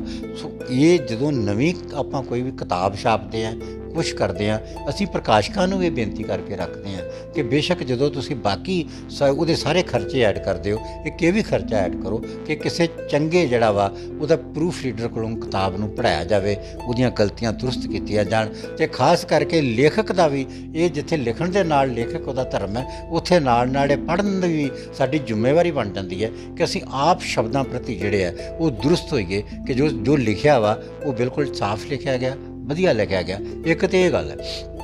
ਦੂਜੀ ਗੱਲ ਇਹ ਹੈ ਕਿ ਅਸੀਂ ਲਿਖਦੇ ਜ਼ਰੂਰ ਹੈ, ਪਰ ਸਾਨੂੰ ਜਿਸ ਵੀ ਵਿਧਾ 'ਚ ਆਪਾਂ ਲਿਖ ਰਹੇ ਹਾਂ ਉਸ ਬਾਰੇ ਪੜ੍ਹਨਾ ਬਹੁਤ ਜ਼ਰੂਰੀ ਹੈ। ਆਪਾਂ ਪੜ੍ਹਨ ਜਿਹੜੀ ਸਾਡੀ ਰਿਵਾਜ ਪੜ੍ਹਨ ਦਾ ਨਾ ਉਹ ਸਾਡੇ 'ਚੋਂ ਖਤਮ ਹੋ ਰਿਹਾ। ਪੜ੍ਹਨਾ ਜਿਹੜਾ ਆਪਾਂ ਘੱਟ ਕਰ ਦਿੱਤਾ ਹੈ, ਲਿਖਣ ਵੱਲ ਜ਼ਰੂਰ ਧਿਆਨ ਰੱਖਦੇ ਹਾਂ। ਫਿਰ ਅਸੀਂ ਇਸ ਗੱਲ ਦਾ ਹਿਰਖ ਜ਼ਰੂਰ ਕਰਦੇ ਹਾਂ ਕਿ ਸਾਨੂੰ ਛਾਪਿਆ ਨਹੀਂ, ਜਿਵੇਂ ਸਾਨੂੰ ਕਈ ਫੋਨ ਆ ਜਾਂਦੇ ਆ ਕਿ ਫਲਾਣੇ ਮੈਗਜ਼ੀਨ ਨੂੰ ਫੋਨ ਕਰ ਦਿਓ, ਜਾਂ ਮੈਂ ਤੁਹਾਨੂੰ ਰਚਨਾ ਦੇ ਦੇਣਾ, ਤੁਸੀਂ ਅਖਬਾਰ ਨੂੰ ਭੇਜ ਦਿਓ। ਇਹ ਕਦੀ ਵੀ ਨਹੀਂ ਹੁੰਦਾ ਕਿ ਇੱਕ ਸਿਫਾਰਿਸ਼ ਦੇ ਤਹਿਤ ਕਿਸੇ ਦੀ ਰਚਨਾ ਲਿਖ ਕੇ ਦੇ ਦਿਓ ਵੀ ਇਹ ਫਲਾਣੇ ਮੇਰੇ ਮਿੱਤਰ ਦੀ ਹੈ ਜਾਂ ਇਹਨੂੰ ਮੈਂ ਜਾਣਦਾ ਤੇ ਤੁਸੀਂ ਛਾਪ ਦਿਓ। ਕੋਈ ਅਖਬਾਰ ਇਸ ਤਰ੍ਹਾਂ ਨਹੀਂ ਕਰਦਾ, ਕੋਈ ਮੈਗਜ਼ੀਨ ਇੰਜ ਵੀ, ਰਸਾਲਾ ਵੀ ਇੰਜ ਨਹੀਂ ਕਰਦਾ। ਉਹ ਸੰਪਾਦਕ ਪਹਿਲਾਂ ਆਪ ਦੇਖਦੇ ਆ, ਅਤੇ ਜਦੋਂ ਆਪ ਦੇਖਦੇ ਆ ਉੱਥੇ ਤੁਹਾਡੀ ਰਚਨਾ ਦੀ ਆਪਣੇ ਆਪ ਹੀ ਪਛਾਣ ਹੁੰਦੀ ਹੈ, ਚੰਗੀ ਰਚਨਾ ਦੀ, ਅਤੇ ਆਪਣੇ ਆਪ ਜਦੋਂ ਪਛਾਣ ਹੁੰਦੀ ਹੈ ਉੱਥੇ ਤੁਸੀਂ ਛਪਦੇ ਵੀ ਹੋ। ਅਸੀਂ ਆਪ ਇਸ ਤਰ੍ਹਾਂ ਹੀ ਛਪੇ ਹੋਏ ਹਾਂ। ਜਦੋਂ ਜੇ ਛਪਣ ਦੀ ਪ੍ਰਕਿਰਿਆ ਐਡੀ ਸਰਲ ਹੈਗੀ ਆ, ਸਾਨੂੰ ਇਸ ਗੱਲ ਦੀ ਤਵੱਜੋ ਦੇ ਕੇ ਕਿ ਸਾਡਾ ਨਾਮ ਨਹੀਂ ਹੈਗਾ, ਸਾਨੂੰ ਉਹ ਇਸ ਪਾਸੇ ਨਹੀਂ ਜਾਣਾ ਚਾਹੀਦਾ। ਤੁਹਾਡੀ ਜੇ ਰਚਨਾ ਚੰਗੀ ਹੈ ਅਤੇ ਰਚਨਾ ਵਧੋ ਵਧੀ ਛਪ ਜਾਣੀ ਹੈ, ਜੇ ਰਚਨਾ 'ਚ ਦਮ ਨਹੀਂ ਹੈ ਅਤੇ ਸਾਡਾ ਨਾਮ ਕਿਹੋ ਜਿਹਾ ਵੀ ਆ, ਉਹ ਕਿਸੇ ਨੇ ਸਾਨੂੰ ਉਹਨੂੰ ਹੱਥ ਨਹੀਂ ਪਾਉਣਾ। ਸਾਡੀਆਂ ਆਪਣੀਆਂ ਬਹੁਤ ਵਾਰੀ ਮੁੜ ਕੇ ਵਾਪਸ ਆਉਂਦੀਆਂ ਨੇ। ਤੁਹਾਡਾ ਧੀ ਪੁੱਤ ਜਿਹੜਾ ਵਾ, ਜੇ ਉਹ ਉਸ ਮੁਕਾਬਲੇ 'ਚ ਕਾਮਯਾਬ ਹੈ ਤਾਂ ਉਹਨੇ ਵਧੋ ਵਧੀ ਅੱਗੇ ਹੋ ਕੇ ਭਰਤੀ ਹੋ ਜਾਣਾ, ਅਤੇ ਜੇ ਉਸ ਮੁਕਾਬਲੇ 'ਚ ਫਾਡੀ ਹੈ, ਸਭ ਤੋਂ ਪਿੱਛੇ ਚੱਲ ਰਿਹਾ ਵਾ, ਤਾਂ ਉਹ ਤੁਹਾਡੀ ਮਰਜ਼ੀ ਜਿੱਡੀ ਮਰਜ਼ੀ ਫਰਮਾਇਸ਼ ਹੋਵੇ, ਉਹਨੇ ਫਾਡੀ ਨੇ ਅਤੇ ਫਾਡੀ ਰਹਿ ਕੇ ਮੁੜ ਕੇ ਵਾਪਸ ਮੁੜਨਾ। ਸੋ ਸਾਨੂੰ ਸਭ ਤੋਂ ਪਹਿਲਾਂ ਆਪਣੀ ਰਚਨਾ ਵੱਲ, ਆਪਣੀ ਲਿਖਤ ਵੱਲ ਵਿਸ਼ੇਸ਼ ਧਿਆਨ ਦੇਣ ਦੀ ਲੋੜ ਹੈ ਕਿ ਜੋ ਮੈਂ ਲਿਖ ਰਿਹਾ ਵਾਂ ਉਹ ਆਸੇ ਪਾਸੇ ਪਹਿਲਾਂ ਆਪਣੇ ਸਾਹਿਤਕ ਮਿੱਤਰਾਂ ਨੂੰ ਜ਼ਰੂਰ ਪੜ੍ਹਾਇਆ ਜਾਵੇ, ਉਹਦੇ 'ਚ ਬਹਿ ਕੇ ਵਿਚਾਰ ਚਰਚਾ ਕੀਤੀ ਜਾਵੇ। ਉਹਦੀਆਂ ਜੋ ਖਾਮੀਆਂ ਨੇ ਉਹਨੂੰ ਗੁੱਸਾ ਕਰਨ ਦੀ ਬਜਾਏ ਕਿ ਮੈਨੂੰ ਇਹ ਗੱਲ ਕਹੀ ਮੇਰੇ ਤੋਂ ਕਿੱਡਾ ਸਿਆਣਾ, ਇਹ ਕਿੰਨੀ ਕੁ ਚੰਗੀ ਮੇਰੇ ਤੋਂ ਕਹਾਣੀ ਲਿਖ ਸਕਦਾ, ਇਹ ਕਿੰਨੀ ਕੁ ਚੰਗੀ ਮੇਰੇ ਤੋਂ ਕਵਿਤਾ ਲਿਖ ਸਕਦਾ, ਉਸ ਪਾਸੇ ਜਾਣ ਦੀ ਬਜਾਏ ਸਾਨੂੰ ਸਭ ਤੋਂ ਪਹਿਲਾਂ ਜਿਹੜਾ ਵਾ ਉਹ ਜੇ ਕੋਈ ਖਾਮੀ ਕੱਢਦਾ ਤਾਂ ਉੱਧਰ ਧਿਆਨ ਪਹਿਲਾਂ ਦੇਣਾ ਚਾਹੀਦਾ। ਜੇ ਕੋਈ ਤੁਹਾਡੀ ਉਸਤਤ ਕਰਦਾ ਤਾਂ ਉਹਦੇ ਵੱਲ ਘੱਟ ਧਿਆਨ ਦੇਣਾ ਬਣਦਾ, ਕਿਉਂਕਿ ਉਹ ਕਈ ਵਾਰੀ ਅਸੀਂ ਆਪਣਾ ਮੂੰਹ ਰੱਖਣ ਵਾਸਤੇ ਬਹੁਤ ਵਧੀਆ ਜੀ, ਬਾ ਕਮਾਲ ਜੀ, ਬਹੁਤ ਸਾਰੇ ਆਪਾਂ ਸੋਸ਼ਲ ਮੀਡੀਆ ਦੇ ਉੱਤੇ ਕਿਸੇ ਨੇ ਕੋਈ ਗਜ਼ਲ ਪਾਈ ਹੁੰਦੀ ਹੈ, ਕੋਈ ਹੋਰ, ਉਹਦੇ ਕਮਾਲ, ਬਾ ਕਮਾਲ, ਬਹੁਤ ਵਧੀਆ ਆਮ ਕਮੈਂਟ ਤੁਹਾਨੂੰ ਮਿਲਣਗੇ, ਜਦੋਂ ਕਿ ਉਹਨਾਂ ਨੇ ਉਹ ਰਚਨਾ ਪੜ੍ਹੀ ਵੀ ਨਹੀਂ ਹੁੰਦੀ, ਸਿਰਫ ਇੱਕ ਉਹਦੇ 'ਤੇ ਲਾਈਕ ਦਿੱਤਾ ਹੁੰਦਾ ਜਾਂ ਕੁਝ ਦਿੱਤਾ ਜਾਂਦਾ। ਅਤੇ ਜੇ ਕਿਸੇ ਨੇ ਉਹਦੇ ਬਾਰੇ ਕੋਈ ਟਿੱਪਣੀ ਕੀਤੀ ਹੈ ਤਾਂ ਮੈਨੂੰ ਲੱਗਦਾ ਕਿ ਉਸ ਟਿੱਪਣੀ ਵੱਲ ਵਿਸ਼ੇਸ਼ ਧਿਆਨ ਦੇਣ ਦੀ ਲੋੜ ਹੈ, ਕਿਉਂਕਿ ਉਹਨੇ ਉਹ ਤੁਹਾਡੀ ਰਚਨਾ ਸਾਡੀ ਪੜ੍ਹੀ ਹੈ, ਪੜ੍ਹ ਕੇ ਗੱਲ ਲਿਖੀ ਹੈ, ਅਤੇ ਜੇ ਉਹਨੇ ਗੱਲ ਲਿਖੀ ਹੈ ਉਹਦੇ ਪਿੱਛੇ ਕੋਈ ਕਾਰਨ ਤਾਂ ਜ਼ਰੂਰ ਹੋਊਗਾ ਜੇ ਉਹਨੂੰ ਕੋਈ ਸਾਹਮਣੇ ਆਇਆ। ਸੋ ਸਭ ਤੋਂ ਪਹਿਲਾਂ ਸਾਨੂੰ ਉਹ ਕਾਰਨ ਤਲਾਸ਼ਣੇ ਪੈਣਗੇ ਅਤੇ ਫਿਰ ਆਪਣੇ ਨਾਮ ਵਾਲੇ ਪਾਸੇ ਜਿਹੜਾ ਉਹ ਹੋਣਾ ਪਊਗਾ। ਮੇਰਾ ਖਿਆਲ ਹੈ ਕਿ ਇਹ ਪੰਜਾਬੀ ਸਾਹਿਤ ਦੇ ਵਿੱਚ ਵੀ ਲਾਗੂ ਹੁੰਦਾ ਅਤੇ ਪੰਜਾਬੀ ਭਾਸ਼ਾ ਦੇ ਵਿੱਚ ਵੀ ਇਹ ਗੱਲ ਲਾਗੂ ਹੁੰਦੀ ਹੈ। ਪਰਿਵਾਰ ਦੇ ਵਿੱਚ ਕੌਣ ਆ ਅਤੇ ਕਿਵੇਂ ਦਾ ਸਹਿਯੋਗ ਮਿਲਦਾ ਜੀ? ਹੁਣ ਦੇਖੋ ਜੀ, ਪਰਿਵਾਰ ਤੇ ਪਰੰਪਰਾ ਜੀ ਬੜੇ ਛੋਟੇ ਹੋ ਗਏ। ਹੁਣ ਪਹਿਲੇ ਵੇਲਿਆਂ 'ਚ ਘਰਾਂ 'ਚ ਟੱਬਰ ਦੇ ਜੀਅ ਹੁੰਦੇ ਸੀਗੇ, 4-5 ਭਰਾ ਹੋਣੇ, ਵਿਹੜੇ 'ਚ ਮੰਜੀਆਂ ਡਿੱਠੀਆਂ ਹੋਣੀਆਂ, ਗਰਮੀਆਂ ਦੇ ਦਿਨਾਂ 'ਚ ਕੋਠਿਆਂ ਨਾਲ ਭਰਿਆ ਹੋਣਾ ਤੁਹਾਡਾ ਮੰਜੀਆਂ ਨਾਲ, ਤੁਹਾਡੇ ਗੁਆਂਢੀਆਂ ਦੇ ਵੀ ਮੰਜੇ ਲੱਗੇ ਹੋਣੇ। ਫਿਰ ਸਾਰੀ ਰਾਤ ਇੱਕ ਜਣਾ ਬਾਤ ਪਾਉਂਦਾ ਸੀਗਾ ਅਤੇ ਅੱਧਾ ਪਿੰਡ ਉਹਦਾ ਹੁੰਗਾਰਾ ਭਰ ਜਾਂਦਾ ਸੀਗਾ। ਹੁਣ ਪਰਿਵਾਰ ਸਿਮਟ ਗਏ। ਸਾਡੇ ਵੀ ਪਰਿਵਾਰ 'ਚ ਅਸੀਂ ਹੁਣ 3 ਜੀਅ ਹਾਂ। ਬੇਟੀ ਵਿਆਹੀ ਗਈ, ਆਪਣੇ ਘਰ ਚਲੇ ਗਈ। ਸੁਖਪਾਲ ਉਹਦਾ ਨਾਮਕਰਨ ਮੈਂ ਇੱਕ ਜ਼ਮਾਨੇ 'ਚ ਕਿਸੇ ਆਰਟਿਸਟ ਦੇ ਨਾਮ ਤੋਂ ਰੱਖਿਆ ਸੀਗਾ, ਪਰ ਉਹ ਬੇਟੀ ਨੇ ਬੜਾ ਨਾਮ ਥਾਮ ਸਾਹਿਬ, ਮੈਨੂੰ ਮਾਣ ਹੁੰਦਾ ਕਿਉਂਕਿ ਮੈਂ ਆਪ ਜਿਨ੍ਹਾਂ ਸਕੂਲਾਂ ਕਾਲਜਾਂ ਵੱਲ ਜਾਣ ਲਈ ਤਰਸਦਾ ਹੁੰਦਾ ਸੀਗਾ, ਉਹਨੇ ਉਹਦੀਆਂ ਮੰਜ਼ਲਾਂ ਸਰ ਕੀਤੀਆਂ। ਇਕਨੋਮਿਕਸ ਦੀ ਮਾਸਟਰ ਡਿਗਰੀ ਉਹਨੇ ਕੀਤੀ। ਨੈੱਟ ਵਰਗੀਆਂ ਜਿਹੜੀਆਂ ਕਰੜੇ ਇਮਤਿਹਾਨ ਹੁੰਦੇ ਆ ਉਹ ਪਾਸ ਕੀਤੇ। ਹੁਣ ਉਹ ਪਰਮਾਨੈਂਟ ਪ੍ਰੋਫੈਸਰ ਹੈ ਕਾਲਜ ਦੇ ਵਿੱਚ। ਵਿਆਹੀ ਗਈ, ਬੜੇ ਚੰਗੇ ਉਹਦੇ ਪਰਿਵਾਰ, ਉਹਦਾ ਅਗਲਾ ਸਹੁਰਾ ਪਰਿਵਾਰ ਵੀ ਆਪਣੇ ਘਰ 'ਚ ਰਾਜੀ ਖੁਸ਼ੀ ਹੈ। ਦਮਾਦ ਸਾਡਾ ਹਰਸਿਮਰਨ ਬੈਂਕ ਮੈਨੇਜਰ ਹੈ। ਸਾਡੇ ਕੁੜਮ ਸਾਹਿਬ ਭਾਜੀ ਰਜਿੰਦਰ ਹੋਣੀ ਬੜੇ ਚੰਗੇ ਲੋਕ ਨੇ, ਰੱਬ ਦੇ ਨਾਮ ਵਾਲੇ ਸਾਰਾ ਪਰਿਵਾਰ। ਅਤੇ ਇਹ ਸਾਡਾ ਉਹ ਵੀ ਸਿੱਖ ਨਵਾਂ ਪਰਿਵਾਰ ਹੈ। ਬੜੇ ਥੋੜ੍ਹੇ ਕੁਛ ਸਾਲ ਦੇ ਅੰਤਰ ਅਜੇ ਅੰਦਰ ਹੀ ਆਪਾਂ ਇੱਕ ਨਵੇਂ ਪਰਿਵਾਰ ਦੇ ਨਾਲ ਤੇ ਉਹ ਸਾਂਝ ਹੈ ਸਾਡੀ। ਅਤੇ ਘਰ ਦੇ ਵਿੱਚ ਹੁਣ ਮੇਰਾ ਬੇਟਾ ਹੈ ਸਰਬਜੋਤ, ਮੈਂ ਅੱਗੇ ਵੀ ਦੱਸ ਕੇ ਹਟਿਆ ਕਿ ਉਹਦੇ ਕੋਲ ਡਿਗਰੀ ਹੈ BTech ਦੀ, ਅਤੇ ਉਹ ਅੱਜ ਕੱਲ੍ਹ ਗੁਰੂ ਨਾਨਕ ਦੇਵ ਯੂਨੀਵਰਸਿਟੀ ਜਾਂਦਾ, ਨੌਕਰੀ ਕਰਦਾ। ਅਤੇ ਪਰ ਸਭ ਤੋਂ ਵੱਧ ਜਿਹੜਾ ਨਾਮ ਮੈਂ ਸਭ ਤੋਂ ਪਹਿਲਾਂ ਲੈਣਾ ਜਾਂ ਜਿਹਦਾ ਸਭ ਤੋਂ ਵੱਧ ਸਹਿਯੋਗ ਹੈ ਉਹ ਹੈ ਮੇਰੀ ਧਰਮ ਪਤਨੀ ਕੁਲਵਿੰਦਰ ਕੌਰ, ਜਿਹਦੇ ਪੇਕੇ ਬੰਬੇ ਵਰਗੇ ਸ਼ਹਿਰ 'ਚ ਹੈ। ਅਤੇ ਜਿਨ੍ਹਾਂ ਦਿਨਾਂ 'ਚ 1990 ਦੇ ਸਮਿਆਂ 'ਚ ਜਦੋਂ ਪੰਜਾਬ 'ਚ ਕਾਲਾ ਦੌਰ ਸੀਗਾ, ਜਦੋਂ ਰਾਤ ਨੂੰ ਧੌਣ ਬਾਹਰ ਕੱਢਣੀ ਛੱਡਿਆ ਕੋਈ ਹੱਥ ਬਾਹਰ ਨਹੀਂ ਸੀ ਕੱਢਦਾ, ਉਹਨਾਂ ਵੇਲਿਆਂ 'ਚ ਉਹ ਪਿੰਡ ਵਿਆਹੀ ਆਈ।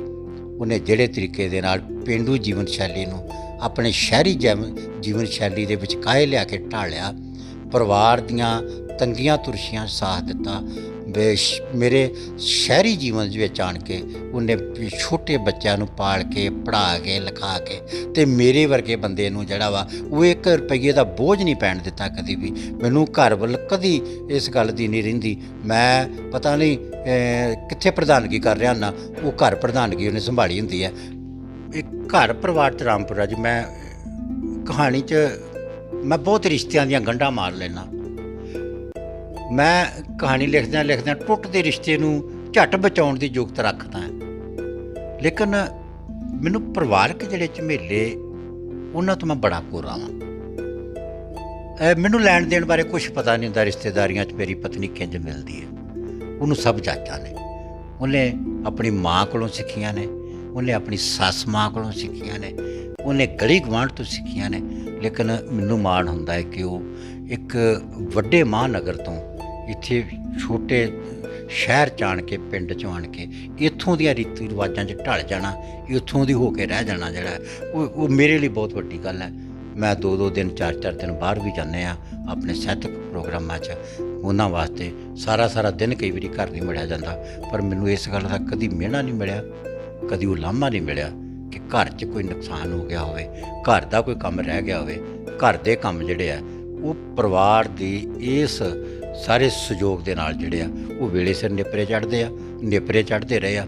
ਮੇਰੇ ਕਦੀ ਵੀ ਘਰ ਪਰਿਵਾਰ ਦੀਆਂ ਜ਼ਿੰਮੇਵਾਰੀਆਂ ਮੇਰੇ ਸਾਹਿਤਕ ਖੇਤਰ ਦੇ ਵਿੱਚ ਮੇਰੇ ਕਦੀ ਆੜੇ ਨਹੀਂ ਆਈਆਂ, ਜਿਹਦੇ ਕਰਕੇ ਮੈਂ ਕਦੀ ਆਪਣੇ ਯਾਰਾਂ ਦੋਸਤਾਂ ਕੋਲੋਂ, ਆਪਣੇ ਕਿਸੇ ਸਾਹਿਤਕ ਸਮਾਗਮ 'ਚੋਂ ਇਸ ਕਰਕੇ ਮਾਫੀ ਮੰਗੀ ਹੋਵੇ ਕਿ ਅੱਜ ਮੈਨੂੰ ਘਰ ਬਹੁਤ ਜ਼ਰੂਰੀ ਕੰਮ ਹੈ, ਮੇਰੇ ਕੋਲ ਘਰੋਂ ਨਹੀਂ ਨਿਕਲ ਹੋਣਾ। ਮੈਨੂੰ ਘਰਦਿਆਂ ਵੱਲੋਂ ਹਮੇਸ਼ਾ ਹੀ ਰਹਿੰਦਾ ਕਿ ਮੈਂ ਘਰਦਿਆਂ ਤੋਂ ਪੁੱਛਿਆਂ ਤੋਂ ਬਗੈਰ ਹੀ ਬਹੁਤ ਸਾਰੇ ਥਾਵਾਂ ਦੇ ਉੱਤੇ ਹਾਂ ਕੀਤੀ ਹੁੰਦੀ ਹੈ, ਅਤੇ ਘਰਦਿਆਂ ਨੂੰ ਪਤਾ ਹੁੰਦਾ ਕਿ ਇਹਦਾ ਜਿਹੜਾ ਬਾਹਰ ਵਾਲੇ ਕੰਮ ਹੈ ਉਹ ਬਹੁਤ ਜ਼ਰੂਰੀ ਨੇ, ਅਤੇ ਘਰ ਜਿਹੜਾ ਵਾ ਉਹ ਕਦੀ ਵੀ ਬੋਝ ਨਹੀਂ ਪਾਉਂਦੇ। ਉਹਨਾਂ ਨੇ ਆਪਣੇ ਪ੍ਰਬੰਧ ਜਿਹੜੇ ਆ ਉਹ ਆਪੇ ਕੀਤੇ ਹੁੰਦੇ ਆ। ਸੋ ਮੈਂ ਇਹ ਚੰਗੇ ਪਰਿਵਾਰ ਦੀ ਚੰਗੀ ਸਾਂਝ ਜਿਹੜੀ ਆ ਉਹ ਮੇਰੇ ਲਿਖਣ ਪੜ੍ਹਨ ਦੇ ਵਿੱਚ ਬੜੀ ਸਹਾਈ ਹੁੰਦੀ ਹੈ ਜੀ। ਮਾਂ ਬੋਲੀ ਪੰਜਾਬੀ ਲਈ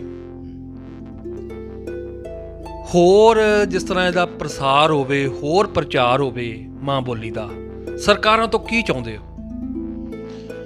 ਵੇਖੋ ਰਾਮਪੁਰਾ ਜੀ, ਸਾਡੀ ਮਾਤ ਭਾਸ਼ਾ ਜਿਹੜੀ ਹੈ ਇਹਦੇ 'ਤੇ ਅਸੀਂ ਮਾਣ ਕਰਦੇ ਹਾਂ ਸਭ ਤੋਂ ਪਹਿਲਾਂ ਕਿ ਅਸੀਂ ਪੰਜਾਬੀ ਹਾਂ, ਪੰਜਾਬੀ ਬੋਲਦੇ ਹਾਂ, ਮਾਣ ਨਾਲ ਪੰਜਾਬੀ ਲਿਖਦੇ ਹਾਂ ਅਤੇ ਪੰਜਾਬੀ 'ਚ ਗੱਲਬਾਤ ਕਰਦੇ ਹਾਂ। ਕੀ ਕਾਰਨ ਨੇ ਕਿ ਹਮੇਸ਼ਾ ਹੀ ਅਸੀਂ ਜਦੋਂ ਵੀ ਪੰਜਾਬੀ ਦੀ ਗੱਲ ਕਰਨ ਲੱਗਦੇ ਹਾਂ ਇੱਕ ਵਿਚਾਰਗੀ ਨਾਲ ਗੱਲ ਕਰਦੇ ਹਾਂ, ਲਿਚਾਰਗੀ ਨਾਲ ਗੱਲ ਕਰਦੇ ਹਾਂ, ਅਤੇ ਆਪਾਂ ਕਦੇ ਮਾਣ ਨਾਲ ਕਿਉਂ ਨਹੀਂ ਗੱਲ ਕਰਦੇ? ਇਹਦੇ ਇਹੋ ਕਾਰਨ ਨੇ ਕਿ ਸਮੇਂ ਇਹਦੇ ਨਾਲ ਜਿਹੜਾ ਵਿਵਹਾਰ ਕੀਤਾ ਗਿਆ ਉਹ ਮਤਰੇਈਆਂ ਮਾਵਾਂ ਵਾਲਾ ਕੀਤਾ ਗਿਆ। ਪੰਜਾਬੀ ਲੇਖਕਾਂ ਦੀ ਸਰਮੌਰ ਜਥੇਬੰਦੀ, ਕੇਂਦਰੀ ਪੰਜਾਬੀ ਲੇਖ ਸਭਾ ਅਤੇ ਹੋਰ ਧਿਰਾਂ ਜਿਹੜੀਆਂ ਨੇ ਹਮੇਸ਼ਾ ਹੀ ਪੰਜਾਬੀ ਭਾਸ਼ਾ ਲਈ ਯਤਨਸ਼ੀਲ ਨੇ ਕਿ ਸਰਕਾਰੇ ਦਰਬਾਰੇ ਇਹਦਾ ਜਿਹੜਾ ਵਾ ਮਾਣ ਬਣਿਆ ਰਹੇ, ਭਾਸ਼ਾ ਜਿਹੜੀ ਆ ਉਹ ਪ੍ਰਚਾਰ ਅਤੇ ਪ੍ਰਸਾਰ ਨਿਰੰਤਰ ਜਾਰੀ ਰਹੇ। ਲੇਕਿਨ ਜਿਹੜੀ ਗੱਲ ਜਨੈਕਸੋ ਨੇ ਕਹਿ ਕੇ ਤੇ ਸਾਡੇ ਲੂੰ ਕੰਡੇ ਵੀ ਖੜੇ ਕੀਤੇ ਤੇ ਸਾਡਾ ਧਿਆਨ ਵੀ ਦਵਾਇਆ। ਬੇਸ਼ੱਕ ਉਹਨੇ 50 ਸਾਲਾਂ ਵਾਲੀ ਗੱਲ ਕੀਤੀ, ਸਾਡੀ ਉਹਦੇ ਨਾਲ ਕੋਈ ਸਹਿਮਤੀ ਨਹੀਂ, ਲੇਕਿਨ ਜਿਹੜੇ ਉਹਦੇ ਤੱਥ ਹੈ ਉਹ ਬਹੁਤ ਬੋਲਣਯੋਗ ਨੇ। ਉਹ ਰਾਮਪੁਰਾ ਜੀ ਜਨੈਕਸੋ ਦਾ ਤੱਥ ਕਹਿੰਦਾ ਹੈ ਕਿ ਭਾਸ਼ਾ ਉਹ ਤਰੱਕੀ ਕਰਦੀ ਹੈ ਜਿਹਦੇ ਚਾਹੁਣ ਵਾਲੇ ਉਹਦੇ ਪ੍ਰਚਾਰ ਤੇ ਪ੍ਰਸਾਰ ਲਈ ਨਿਰੰਤਰ ਯਤਨਸ਼ੀਲ ਰਹਿਣ। ਉਸ ਭਾਸ਼ਾ ਨੂੰ ਖਤਰਾ ਰਹਿੰਦਾ ਹੈ ਜਿਹੜੀ ਭਾਸ਼ਾ ਨੂੰ ਬੱਚੇ ਨਾ ਬੋਲਣ ਤੇ ਬੁੱਢੇ ਬੋਲਣ ਲਈ ਰਹਿ ਜਾਣ। ਹੁਣ ਅਸੀਂ ਗੱਲਾਂ ਕਰਦੇ ਹਾਂ ਕਿ ਸਾਡੇ ਬੱਚੇ ਪੰਜਾਬੀ 'ਚ ਗੱਲ ਨਹੀਂ ਕਰਦੇ, ਜਾਂ ਸਾਡੇ ਸਕੂਲਾਂ ਕਾਲਜਾਂ ਦੇ ਵਿੱਚ ਪੰਜਾਬੀ ਭਾਸ਼ਾ ਨੂੰ ਜਿਹੜਾ ਵਾ ਉਹ ਦਰਕਿਨਾਰ ਕੀਤਾ ਜਾਂਦਾ ਹੈ, ਬੱਚਿਆਂ ਨੂੰ ਪੰਜਾਬੀ ਬੋਲਣ 'ਤੇ ਜੁਰਮਾਨੇ ਲਾਏ ਜਾਂਦੇ ਆ, ਜਾਂ ਇਸ ਤਰ੍ਹਾਂ ਦੀਆਂ ਗੱਲਾਂ ਜਦੋਂ ਸਾਡੇ ਸਾਹਮਣੇ ਆਉਂਦੀਆਂ ਨੇ। ਸਭ ਤੋਂ ਪਹਿਲੀ ਗੱਲ, ਭਾਸ਼ਾ ਉਹ ਤਰੱਕੀ ਕਰੂਗੀ ਜਿਸ ਭਾਸ਼ਾ ਦੇ ਨਾਲ ਰੁਜ਼ਗਾਰ ਜੁੜਿਆ। ਤੇ ਸਭ ਤੋਂ ਪਹਿਲੀ ਉਹਨਾਂ ਮੁਲਕਾਂ ਨੇ ਬੇਹੱਦ ਤਰੱਕੀ ਕੀਤੀ ਆਪਣੀ ਭਾਸ਼ਾ 'ਚ ਰਹਿ ਕੇ। ਸਾਡੇ ਕੋਲ ਉਦਾਹਰਨਾਂ ਨੇ ਉਹਨਾਂ ਮੁਲਕਾਂ ਦੀਆਂ ਜਿਨ੍ਹਾਂ ਨੇ ਆਪਣੀ ਭਾਸ਼ਾ ਦੇ ਸਭ ਤੋਂ ਪਹਿਲਾਂ ਰੁਜ਼ਗਾਰ ਦੇ ਵਸੀਲੇ ਪੈਦਾ ਕੀਤੇ। ਲੇਕਿਨ ਸਾਡੀ ਬਦਕਿਸਮਤੀ ਇਹ ਵੇ ਕਿ ਸਾਡੇ 'ਚ ਜਿਹੜੀ ਰੁਜ਼ਗਾਰ ਦੇ ਵਸੀਲੇ ਆ ਉਹ ਭਾਸ਼ਾ ਦੇ ਵਿੱਚ ਸਭ ਤੋਂ ਘੱਟ ਬਣੇ। ਉਚੇਰੀ ਸਿੱਖਿਆ ਦੀ ਜਿਹੜੀ ਪੜ੍ਹਾਈ ਲਿਖਾਈ ਹੈ ਉਹਦੇ 'ਚ ਸਾਡੇ ਕੋਲ ਅਜੇ ਤੀਕਰ, ਕਿਉਂਕਿ ਇਹ ਬੇਸ਼ੱਕ ਦੇਸ਼ ਆਜ਼ਾਦ ਹੋਏ ਨੂੰ ਪੌਣੀ ਸਦੀ ਹੋ ਗਈ ਅਤੇ ਪੰਜਾਬੀ ਸੂਬਾ ਬਣੇ ਨੂੰ ਵੀ ਅੱਧੀ ਸਦੀ ਲੰਘ ਗਈ। ਅੱਜ ਵੀ ਸਾਡੇ ਕੋਲ ਜੇ ਸਾਡੇ ਬੱਚਿਆਂ ਨੇ ਕਾਨੂੰਨ ਦੀ ਪੜ੍ਹਾਈ ਕਰਨੀ ਹੈ, ਸਾਡੇ ਬੱਚਿਆਂ ਨੇ ਜੇ ਤਕਨੀਕੀ ਵਿੱਦਿਆ ਹਾਸਲ ਕਰਨੀ ਹੈ, ਅਤੇ ਸਾਡੇ ਕੋਲ ਸਾਡੀ ਪੰਜਾਬੀ ਮਾਤ ਭਾਸ਼ਾ ਦੇ ਵਿੱਚ ਪਾਠ ਪੁਸਤਕਾਂ ਜਾਂ ਹੋਰ ਸਮੱਗਰੀ ਅੱਜ ਵੀ ਸਾਨੂੰ ਨਹੀਂ ਮਿਲਦੀ। ਇੰਨੇ ਵਰ੍ਹੇ ਬੀਤ ਜਾਣ ਦੇ ਬਾਵਜੂਦ ਅੱਜ ਵੀ ਮੈਂ ਇੱਕ ਸਰਵੇਖਣ ਪਿਛਲੇ ਦਿਨੀ ਤੁਹਾਡੇ ਵਰਗੇ ਮੇਰੇ ਅਖਬਾਰਾਂ ਦੇ ਮਿੱਤਰ ਸੀਗੇ ਅਤੇ ਆਪਾਂ ਰਲ ਕੇ ਇੱਕ ਸਰਵੇਖਣ ਕੀਤਾ ਕਿ ਸਾਡੇ ਮਾਝੇ ਦੇ ਜਿਹੜੇ ਨਾਮਵਰ ਕਾਲਜ ਨੇ, ਆਪਾਂ ਉਹਨਾਂ 'ਚ ਗਏ, ਉਹਨਾਂ ਦੇ ਜਾ ਕੇ ਪੰਜਾਬੀ ਵਿਭਾਗ ਦੇ ਅੰਦਰ ਬੱਚਿਆਂ ਦੀ ਗਿਣਤੀ ਬਾਰੇ ਪੁੱਛਿਆ ਕਿ ਜਿਹੜੇ MA ਦੇ ਵਿਦਿਆਰਥੀ ਨੇ, MPhil ਦੇ ਵਿਦਿਆਰਥੀ ਨੇ, ਉਹਨਾਂ ਦੀ ਗਿਣਤੀ ਜਦੋਂ ਪਤਾ ਕੀਤੀ ਤੇ ਸਾਡੇ ਲੂੰ ਕੰਡੇ ਖੜੇ ਹੋਏ ਰਾਮਪੁਰਾ ਜੀ ਕਿ ਜਿਨ੍ਹਾਂ ਕਾਲਜਾਂ ਦੇ ਅੰਦਰ 25 ਤੋਂ 30 ਸੀਟਾਂ MA ਪੰਜਾਬੀ ਕਰਨ ਵਾਲੇ ਵਿਦਿਆਰਥੀਆਂ ਦੀਆਂ ਹੁੰਦੀਆਂ ਸੀ, ਅਤੇ ਜਦੋਂ ਉਹ ਐਡਮਿਸ਼ਨ ਕਰਦੇ ਸੀ, ਦਾਖਲਾ ਕਰਦੇ ਸੀਗੇ, ਅਤੇ ਉਹ ਉੱਥੇ ਕਈ ਵਾਰੀ ਉਡੀਕ ਸੂਚੀ ਰੱਖਣੀ ਪੈਂਦੀ ਸੀਗੀ, ਬੱਚਿਆਂ ਨੂੰ ਉਡੀਕ ਸੂਚੀ 'ਚ ਲੱਗਣਾ ਪੈਂਦਾ ਸੀਗਾ ਕਿ ਜੇ ਵਾਰੀ ਆਈ ਤਾਂ ਭਾਈ ਇੱਥੋਂ ਐਡਮਿਸ਼ਨ ਮਿਲੂਗੀ। ਅੱਜ ਹਾਲਾਤ ਇਹ ਨੇ ਕਿ ਉਹਨਾਂ ਥਾਵਾਂ ਦੇ ਉੱਤੇ 25-30 ਦੀ ਬਜਾਏ 5 ਤੋਂ 6 ਵਿਦਿਆਰਥੀਆਂ ਦੀ ਗਿਣਤੀ ਹੈ ਜਿਹੜੇ ਉਚੇਰੀ ਸਿੱਖਿਆ ਮਾਤ ਭਾਸ਼ਾ 'ਚ ਹਾਸਲ ਕਰਦੇ ਆ।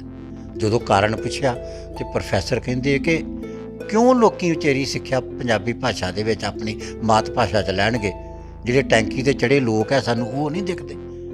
ਉਮਰਾਂ ਲੰਘ ਗਈਆਂ ਬੱਚਿਆਂ ਦੀਆਂ ਪੱਕੇ ਹੋਣ ਦੇ ਪਿੱਛੇ ਫਿਰਦਿਆਂ ਉਹ ਕਈ ਮੇਰੇ ਕੋਲ ਇਹੋ ਜਿਹੀਆਂ ਉਦਾਹਰਨਾਂ ਨੇ ਜਿਹੜੇ ਬੱਚੇ ਵਿਆਹ ਦੀ ਉਮਰ ਜਿਨ੍ਹਾਂ ਦੀ ਟੱਪ ਗਈ ਕਿ ਪੱਕੇ ਹੋ ਜਾਣਗੇ, ਕੋਈ ਚੰਗਾ ਘਰ ਲੱਭ ਕੇ ਬੱਚੇ ਦੀ ਵਿਆਹ ਸ਼ਾਦੀ ਕਰਾਂਗੇ, ਨਾ ਪੱਕੇ ਹੋਏ ਬੱਚੇ, ਨਾ ਚੰਗਾ ਘਰ ਮਿਲਿਆ ਅਤੇ ਬੱਚਿਆਂ ਦੀਆਂ ਵਿਆਹ ਦੀਆਂ ਉਮਰਾਂ ਜਿਹੜੀਆਂ ਨੇ ਉਹ ਕ੍ਰੋਸ ਹੋ ਗਈਆਂ, ਬੱਚੇ ਬਾਹਰ ਨੂੰ ਭੱਜੇ, ਲੇਕਿਨ ਸਾਡੇ ਕੋਲ ਰੁਜ਼ਗਾਰ ਦੇ ਵਸੀਲੇ ਜਿਹੜੇ ਆ ਉਹ ਪੈਦਾ ਨਾ ਹੋਏ। ਅੱਜ ਵੀ ਜੋ ਹਾਲਾਤ ਨੇ, ਤੁਸੀਂ ਮੀਡੀਆ ਨਾਲ ਜੁੜੇ ਲੋਕ ਹੋ, ਉਹ ਤੁਹਾਡੇ ਸਾਹਮਣੇ ਹੈ। ਅਸੀਂ ਇਸ ਗੱਲ ਦੀ ਮੰਗ ਕਰਦੇ ਹਾਂ ਆਪਣੀਆਂ ਸਰਕਾਰਾਂ ਕੋਲੋਂ ਕਿ ਜਿਹੜੇ ਵੀ ਧਿਰ ਨੇ ਆਉਣਾ ਹੈ, ਅੱਜ ਵੀ ਪੰਜਾਬ ਦਾ ਜਿਹੜਾ ਮੌਸਮ ਹੈ ਚੁਣਾਵੀ ਮੌਸਮ ਹੈ, ਸਾਰੀਆਂ ਧਿਰਾਂ ਆਪਣੀ ਡੁਗਡੁਗੀ ਵਜਾ ਰਹੀਆਂ ਨੇ। ਉਹ ਮੁਫਤ ਦੇਣ ਨੂੰ ਵੱਖਰੇ ਵੱਖਰੇ ਛਲਾਵੇ ਸਾਨੂੰ ਦੇ ਰਹੀਆਂ ਨੇ। ਜੇ 1000 ਰੁਪਏ ਦੀ ਗੱਲ ਕਰਦਾ, ਦੂਜਾ 2000 ਦੀ ਗੱਲ ਕਰਦਾ ਹੈ। ਜੇ ਇੱਕ 200 ਯੂਨਿਟ ਦੀ ਗੱਲ ਕਰਦਾ, ਦੂਜਾ 400 ਯੂਨਿਟ ਦੀ ਗੱਪ ਮਾਰਦਾ ਹੈ। ਲੇਕਿਨ ਕਿਸੇ ਕੋਲ ਵੀ ਇੱਥੋਂ ਦੇ ਰੁਜ਼ਗਾਰ ਦੇ ਵਸੀਲੇ ਪੈਦਾ ਕਰਨ ਦਾ ਇੱਕ ਜਣੇ ਦਾ ਵੀ ਪ੍ਰੋਗਰਾਮ ਨਹੀਂ ਹੈ ਜਿਹੜਾ ਸਾਡੇ ਸਾਹਮਣੇ ਹੋਵੇ ਕਿ ਵਾਕਈ ਇਹ ਲੋਕ ਜਿਹੜੇ ਆ ਇੱਥੋਂ ਦੀ ਜਵਾਨੀ ਲਈ ਜਿਹੜੇ ਨੇ ਉਹ ਤਰਸ ਖਾ ਰਹੇ ਨੇ ਕਿ ਇੱਕ ਪੀੜ੍ਹੀ ਜਿਹੜੀ ਹੈ ਇੱਥੋਂ ਪ੍ਰਵਾਸ ਧਾਰਨ ਕਰ ਰਹੀ ਹੈ। ਇਸ ਪੰਜਾਬੀ ਖਿੱਤੇ ਨੂੰ ਜਿੱਥੇ ਵਸਣ ਦਾ ਲੋਕੀ ਮਾਣ ਕਰਦੇ ਸੀਗੇ, ਪੰਜਾਂ ਦਰਿਆਵਾਂ ਦੇ ਇਸ ਕਲ-ਕਲ ਕਰਦੀ ਧਰਤੀ 'ਤੇ ਜਿਹੜੇ ਵੱਸਦੀ ਗੁਰਾਂ ਦੇ ਨਾਂ 'ਤੇ ਕਹਿੰਦੇ ਸਾਂ, ਜਿੱਥੇ ਸਭ ਤੋਂ ਵੱਧ ਧਰਮ ਕਰਮ ਹੁੰਦਾ ਸੀਗਾ, ਜਿੱਥੇ ਭੱਟੀਆਂ ਵਰਗੇ ਦੁੱਲੇ ਪੈਦਾ ਹੋਏ, ਜਿਸ ਧਰਤੀ ਨੇ ਭਗਤ ਸਿੰਘ ਵਰਗੇ ਸੂਰਮੇ ਪੈਦਾ ਕੀਤੇ। ਕੀ ਕਾਰਨ ਹੈ ਕਿ ਪੀੜ੍ਹੀ ਜਿਹੜੀ ਹੈ ਸਿਰ 'ਤੇ ਪੈਰ ਰੱਖ ਕੇ ਤੋਂ ਭੱਜ ਰਹੀ ਹੈ, ਆਪਣੇ ਬਜ਼ੁਰਗ ਮਾਂ ਬਾਪ ਨੂੰ ਇੱਥੇ ਛੱਡ ਕੇ ਭੱਜ ਰਹੀ ਹੈ, ਆਪਣਾ ਘਰ ਕੁੱਲਾ ਵੇਚ ਕੇ ਇੱਥੋਂ ਭੱਜ ਰਹੀ ਹੈ। ਇੱਕੋ ਇੱਕ ਕਾਰਨ ਕਿ ਇੱਥੋਂ ਦੇ ਰੁਜ਼ਗਾਰ ਦੇ ਵਸੀਲੇ ਪੈਦਾ ਕਰਨ ਬਾਰੇ ਕਿਸੇ ਵੀ ਧਿਰ ਨੇ ਨਹੀਂ ਸੋਚਿਆ। ਇੱਥੋਂ ਭਜਾਉਣ ਬਾਰੇ ਸਾਰਿਆਂ ਨੇ ਸੋਚ ਲਿਆ ਕਿ ਆਪਾਂ ਤੁਹਾਨੂੰ ਲੋਨ ਜਿਹੜੇ ਆ ਫ੍ਰੀ ਦੇਵਾਂਗੇ, ਇੱਥੋਂ ਤੁਹਾਡੀ ਆਈਲੈਟਸ ਅਸੀਂ ਕਰਵਾਵਾਂਗੇ, ਤੁਹਾਡੇ ਜਹਾਜ਼ ਦੀਆਂ ਟਿਕਟਾਂ ਤੱਕ ਦੇ ਦਿਆਂਗੇ। ਵੀ ਕਿਸੇ ਤਰੀਕੇ ਦੇ ਨਾਲ ਤੁਹਾਨੂੰ ਯਾਦ ਹੈ ਜਿਨ੍ਹਾਂ ਵੇਲਿਆਂ ਦੇ ਵਿੱਚ ਪਿੰਡ 'ਚ ਜਵਾਰਾਂ ਲੋਕ ਬੀਜਦੇ ਸੀਗੇ ਅਤੇ ਜਵਾਰਾਂ ਨੂੰ ਤੋਤੇ ਬੜੇ ਪੈਂਦੇ ਸੀਗੇ, ਕਾਂ ਬੜੇ ਪੈਂਦੇ ਸੀਗੇ, ਅਤੇ ਫਿਰ ਲੋਕ ਮਣਾ ਬੰਨ੍ਹ ਕੇ ਨਾ ਉੱਥੋਂ ਫਿਰ ਕੋਈ ਪੀਪਾ ਖੜਕਾਉਂਦਾ ਸੀਗਾ, ਕੋਈ ਗੋਪਈਏ ਦੇ ਨਾਲ ਟੀਮ ਚੜ੍ਹਾ ਕੇ ਮਾਰਦਾ ਸੀਗਾ ਕਿ ਇੱਥੋਂ ਉੱਡ ਜਾਵੇ, ਕੋਈ ਪੰਛੀ ਇਹਦੇ ਉੱਤੇ ਬੈਠਾ ਨਾ ਰਵੇ। ਮੈਨੂੰ ਲੱਗਦਾ ਕਿ ਸਾਡੀਆਂ ਰਾਜਨੀਤਿਕ ਧਿਰਾਂ ਨੇ ਇੱਕ ਮਣਾ ਬੰਨ੍ਹਿਆ ਹੋਇਆ ਕਿ ਪੰਜਾਬ 'ਚ ਜਿਹੜੀ ਅਗਲੀ ਪੀੜ੍ਹੀ ਹੈ ਕਿਹੜੇ ਤਰੀਕੇ ਦੇ ਨਾਲ ਉਕਸਾ ਕੇ, ਕਿਹੜੇ ਤਰੀਕੇ ਦੇ ਨਾਲ ਇਹਨਾਂ ਨੂੰ ਇੱਥੋਂ ਮਜਬੂਰ ਕਰਕੇ ਇੱਥੋਂ ਬਾਹਰ ਭਜਾਇਆ ਜਾਵੇ ਕਿ ਉਹਨਾਂ ਲੋਕਾਂ 'ਤੇ ਰਾਜ ਕਰੀਏ ਜਿਹੜੇ ਨਾ ਸੋਚ ਰੱਖਦੇ ਹੋਣ, ਨਾ ਬੋਲ ਰੱਖਦੇ ਹੋਣ, ਨਾ ਭਾਸ਼ਾ ਰੱਖਦੇ ਹੋਣ, ਅਤੇ ਜਿਹੜੇ ਆਪਣੇ ਸੱਭਿਆਚਾਰ ਨੂੰ ਵੀ ਨਾ ਸਮਝਦੇ ਹੋਣ। ਸੋ ਅਸੀਂ ਇਹ ਗੱਲ ਮੰਨਦੇ ਹਾਂ, ਪੰਜਾਬੀ ਲੇਖਕਾਂ ਦੀਆਂ ਜਥੇਬੰਦੀਆਂ ਇਹ ਗੱਲ ਮੰਨਦੀਆਂ ਨੇ ਕਿ ਸਭ ਤੋਂ ਪਹਿਲਾਂ ਸਾਨੂੰ ਆਪਣੀ ਭਾਸ਼ਾ 'ਚ ਰੁਜ਼ਗਾਰ ਦੇ ਵਸੀਲੇ ਇਹਨਾਂ ਸਰਕਾਰਾਂ ਨੂੰ ਬਣਾਉਣ ਦੇ ਪ੍ਰਬੰਧ ਸੋਚਣੇ ਚਾਹੀਦੇ ਆ। ਵੱਧ ਤੋਂ ਵੱਧ ਜਿਹੜਾ ਇੱਥੇ ਆਪਣੀ ਭਾਸ਼ਾ ਦੀ ਜਿਹੜੀ ਵਿੱਦਿਆ ਵਾ ਉਹ ਹਾਸਲ ਕਰਨ ਦੇ ਵਿੱਚ ਜਿਹੜੀ ਹੈ ਉਹ ਇਹਨਾਂ ਕੋਲ ਪ੍ਰੋਗਰਾਮ ਹੋਣੇ ਚਾਹੀਦੇ ਆ। ਅਤੇ ਫਿਰ ਜਿਹੜੀਆਂ ਨੇ ਬਾਕੀ ਗੱਲਾਂ ਹੁੰਦੀਆਂ, ਜਿੰਨਾ ਚਿਰ ਤੁਸੀਂ ਉਹਨੂੰ ਭਾਸ਼ਾ ਨੂੰ ਰੁਜ਼ਗਾਰ ਮੁਖੀ ਨਹੀਂ ਬਣਾਉਂਦੇ ਉਹਨਾਂ ਚਿਰ ਤਰੱਕੀ ਨਹੀਂ ਹੋ ਸਕਦੀ। ਅਤੇ ਜਦੋਂ ਰੁਜ਼ਗਾਰ ਮੁਖੀ ਨਹੀਂ ਬਣਨਾ, ਪੜ੍ਹਾਈ ਕਰਨੀ ਬੱਚਿਆਂ ਨੇ ਕਾਹਦੇ ਹੱਥ ਆ, ਉਹਦੇ ਆਈਲੈਟਸ ਕਰਨਗੇ ਜਿੱਥੇ ਉਹਨਾਂ ਦਾ ਰੁਜ਼ਗਾਰ ਹੈ। ਉਹ ਕਿਉਂ ਪੰਜਾਬੀ ਦੇ ਵਿੱਚ MA ਕਰਨਗੇ, ਉਹ ਕਿਉਂ ਪੰਜਾਬੀ ਨੂੰ ਪੜ੍ਹਨਗੇ, ਉਹ ਕਿਉਂ ਪੰਜਾਬੀ ਮਾਂ ਬੋਲੀ ਨੂੰ ਪਿਆਰ ਕਰਨਗੇ, ਕਿਉਂਕਿ ਉਹਨੂੰ ਜਦੋਂ ਉਹਨਾਂ ਨੇ ਪੰਜਾਬ 'ਚ ਨਹੀਂ ਰਹਿਣਾ ਤਾਂ ਉਹ ਪੰਜਾਬੀ ਬੋਲ ਕੇ ਉਹਨਾਂ ਨੇ ਲੈਣਾ ਵੀ ਕੀ ਹੈ। ਸੋ ਅਸੀਂ ਇਸ ਗੱਲ ਲਈ ਕਦੀ ਨਿਰਾਸ਼ ਨਹੀਂ ਹੁੰਦੇ। ਅਸੀਂ ਹਮੇਸ਼ਾ ਹੀ ਇਹ ਗੱਲ ਹਰ ਸਟੇਜ ਦੇ ਉੱਤੇ, ਹਰ ਸੜਕ ਦੇ ਉੱਤੇ ਖਲੋ ਕੇ ਇਹ ਗੱਲ ਕਹਿੰਦੇ ਆ ਕਿ ਸਭ ਤੋਂ ਪਹਿਲਾਂ ਆਪਾਂ ਪੰਜਾਬੀ ਹਾਂ। ਪੰਜਾਬੀ ਜਿਹੜੀ ਦੁੱਲਿਆਂ ਦੀ ਭਾਸ਼ਾ ਸੀ, ਪੰਜਾਬੀ ਜਿਹੜੀ ਗੁਰੂ ਨਾਨਕ ਸਾਹਿਬ ਦੀ ਭਾਸ਼ਾ ਸੀ, ਪੰਜਾਬੀ ਜਿਹੜੀ ਬੁੱਲੇ ਸ਼ਾਹ ਦੀ ਭਾਸ਼ਾ ਸੀ, ਪੰਜਾਬੀ ਭਾਸ਼ਾ ਜਿਹਦੇ 'ਚ ਅੰਮ੍ਰਿਤਾ ਪ੍ਰੀਤਮ ਨੇ ਕਦੀ ਵਾਰੇ ਸ਼ਾਹ ਨੂੰ ਆਵਾਜ਼ ਮਾਰੀ ਸੀਗੀ, ਉਹ ਜਿਹੜੀ ਹੈ ਜੋਗੀਆਂ ਦੀ ਨਾਤਾਂ ਦੀ ਭਾਸ਼ਾ ਨੂੰ ਆਪਾਂ ਅੱਜ ਵੀ ਪਿਆਰ ਕਰਦੇ ਹਾਂ। ਅਤੇ ਮੈਨੂੰ ਮਾਣ ਹੈ ਕਿ ਤੁਹਾਡੇ ਵਰਗੇ ਲੋਕ ਉਸੇ ਭਾਸ਼ਾ 'ਚ ਇੱਕ ਸੰਵਾਦ ਰਚਾ ਕੇ ਲੋਕਾਂ ਨੂੰ ਨਾਲ ਜੋੜ ਕੇ ਭਾਸ਼ਾ ਦੀ ਵੱਡੀ ਸੇਵਾ ਕਰ ਰਹੇ ਆ।